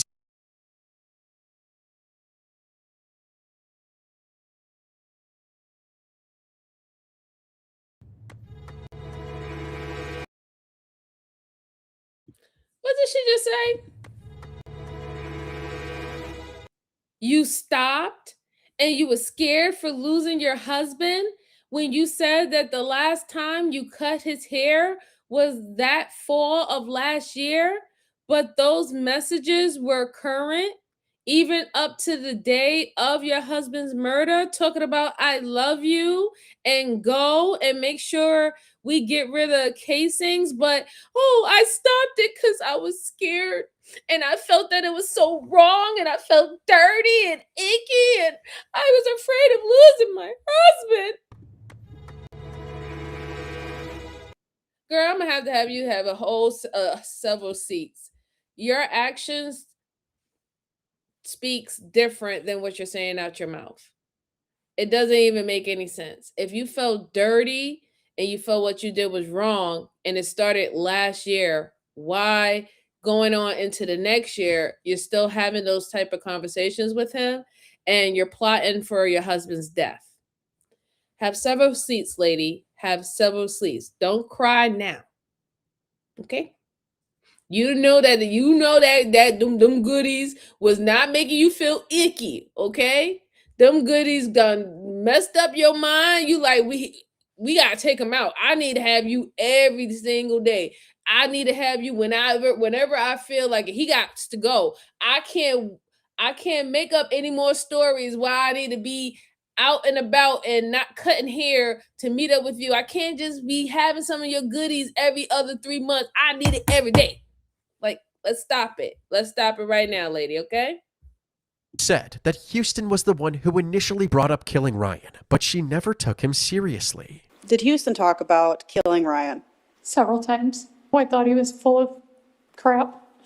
As for her incriminating messages, she said some of them were bad jokes and others were part of her elaborate fantasy. There's a message about a rogue semi-accident that we saw on the Snapchat. Did you want your husband dead? No. I have a really sick sense of humor sometimes, inappropriate humor. Get that money. I have a sharp tongue sometimes and can say nasty things. Would you ever I'm so sorry that orchestrate happened. the murder of your husband with your 3 kids home? Never. Did you participate in the death of your husband? No. When Ryan was finally killed, she said that she was scared that Houston would find out if she snitched on him, so she didn't tell the authorities that he did it. I was so scared. I panicked. Did you continue to lie to law enforcement for years? I did. I was also being threatened by Houston for over a year and a half afterwards. He started sending me Snapchats that he knew where I was at. He was watching me and reminding me about these dangerous people that he knew and that he knew how to take care of problems and that he would take out anybody else that was necessary. During cross-examination, they called her out for not mentioning this to any of the several investigators who interviewed her over the years. In these 3 hours that he's talking to you, you don't mention the story you've told today, correct? Correct. In fact, you chase him out of your property. I told him to leave. They also challenged her claims of loving Ryan by making her read her texts to Houston out loud. You state you loved Ryan Cooper? Yes. You loved him Yes. very much? Yes. Are you able to read that, Miss Cooper? And just felt even harder for you, which I don't think I could have been any more crazy over you than I already was. I wrote, here's hoping for a rogue semi today. Big accident, no survivors. Your mind, and you should say your mind is pretty dark and twisted, correct? That's what I wrote in the next message, yes. Karina continued reading her texts to Houston with a cold tone. Karina was clearly taking full responsibility for writing these texts. However, her demeanor while reading them out loud suggested that they didn't have any significance since they didn't represent how she actually felt about her husband. She insisted that it was all just part. You notice how some of these suspects, when they get caught up in their mess and stuff like that, they start aging like molasses. Like she looks completely different than from the woman that they picked up in front of her lawn, in front of her house. Completely different. And it's because you have things on your spirit. You know what I'm saying? And that's what's going to age you like that. That's exactly what's aging you like that. Like, you know that you was up there doing some messed up stuff. And then I don't care about saying, she has dark humor. That's not really dark humor talking about having an 18 pal up and no survivors. You're saying things like that because you know about your husband's job, you know what he probably drives one of those 18 wheelers and you wanted him to have an accident. But you swear up and down that you love this man. Not once did you say in any of the text messages while you're talking to Houston that, listen, I know what we did was wrong. I'm falling in love with you, but I do love my husband, and I'm really hurting inside for hurting him in this way. You didn't say anything like that whatsoever. You literally is talking about like you should have been the father of my child. You should be raising my child. Houston talking about he want more kids in the off season so he could help you and stuff like that. Like, girls, bye. You did not love your husband. You didn't love him anymore. In fact, you wished death upon him, and then you plotted your husband's death. And unfortunately, you and Houston succeeded by taking this man's life. It's really messed up. It's really, really messed up. Jay said her mind is dark and twisted, just like her actions. Yeah, yeah. Yes, she looks old. Yeah, she does. But you seen how much she aged within like a couple of months or so, like completely different. Brucey said, now MJ, not everyone can look 19. I don't look 19, Brucey. Part of a fantasy. When questioned about her text to Houston right before the murder, she said that she didn't just say go. She said that there were actually 2 more texts, and the full message was go to sleep. However, during the state's rebuttal phase, they called Tiffany Lord back to the stand, and she told jurors that based on the digital forensic evidence, it was not possible for Karina to have sent 2 additional messages following go. After the trial wrapped up on day 7, the jury then deliberated for 3.5 hours before coming back with a verdict.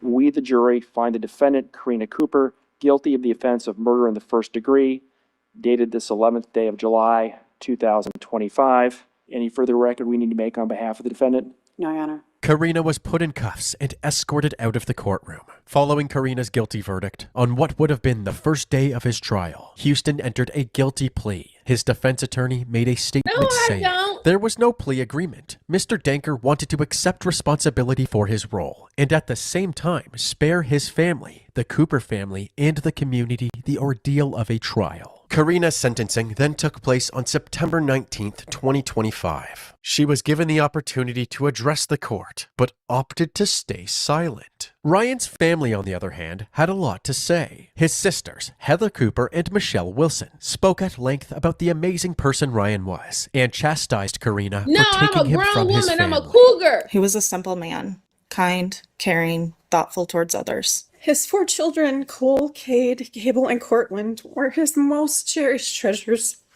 3 children forever must live with that awful day in mind, suffering massive trauma no child should ever have to witness. Cousins have now become siblings. Our nephews and niece talking about how they no longer have a mom or a dad. We will never stop saying Ryan's name.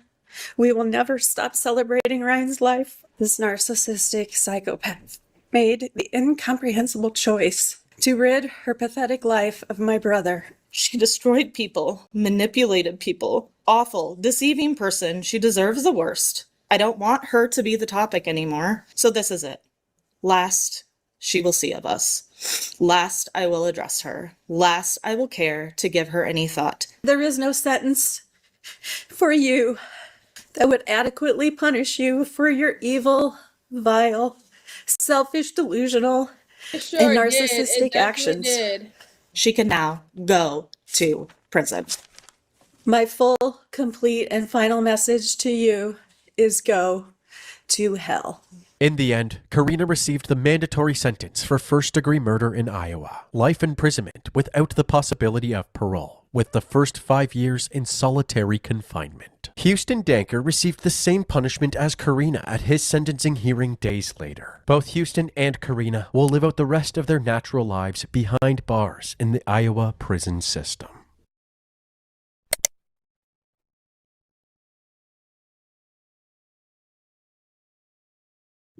I don't feel bad for her. I really don't feel bad for both of them. Serve them right. They're in Ohio, and what they did, they get life in prison without parole. It is what it is. She was everything that the sister, the mother, whatever, everything that they said in their statements to her was absolutely spot on.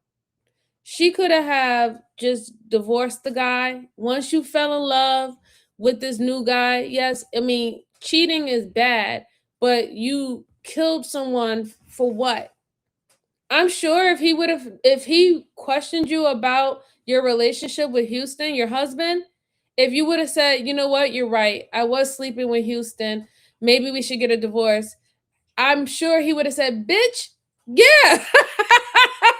Excuse my language, Miss Joanne. I love you. I love you. I love you. But excuse me, no. But seriously, he would have said that. Like, okay, absolutely, 100%, right? But you didn't do that. You took his life because you wanted his money. You wanted to use his money to start your new future with Houston. And he was down with it too. Who wouldn't want an extra $500,000 that they didn't earn, right? To start their new life. It's sad. It's really, really sad. I feel bad for that guy, but I tell you the truth, I really just feel bad for the 12-year-old son. Because remember, we saw that the 12-year-old son was traumatized. And this is why they said in their final statements, you can burn in hell, right? They said that because they're now watching her children. They have to take their cousins and nephews and get them therapy, knowing the fact that now they don't have any parents. One ended up being a cruel murderer that killed the other one. And then the other one had to actually see his father's body lifeless with bullet holes in his head. Right?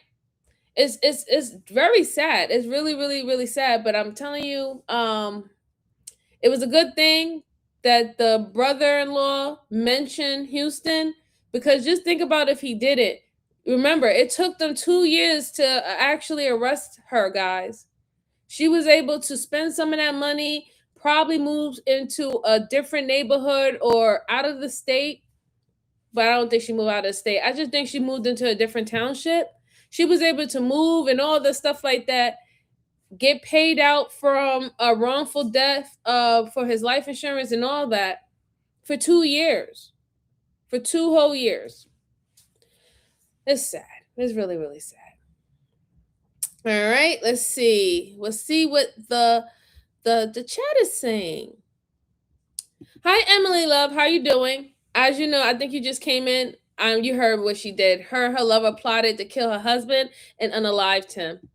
Dundada said, play stupid games, get your face off. Yeah, I guess so. Oh.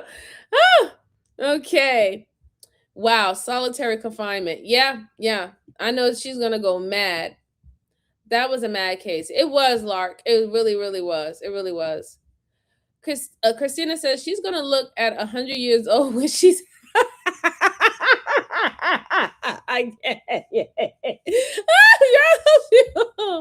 Oh my goodness, y'all are so funny. Oh gosh. Easy peasy MJ. And Christina said, I'm not sorry for that. Yeah, I'm not. I'm definitely not. Absolutely not. Absolutely not. Evil shows on her face. Yeah. That's why she aged so quickly, because she was really wicked what she did. And then even that, you made your children suffer. You made your children suffer. You didn't even care about your children, right? All right, good folks, it's getting late. Like I said, I was only going to do 2 tonight. Normally, I do 3, but I'm going to do 2 tonight because I might go outside. You know, I don't step outside. I'm a homebody, but I might go step outside for a little bit. And I know y'all have better things that y'all need to do.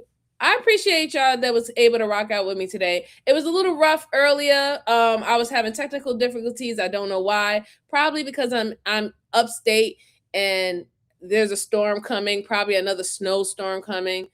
Dear God, pray for me. But it is what it is.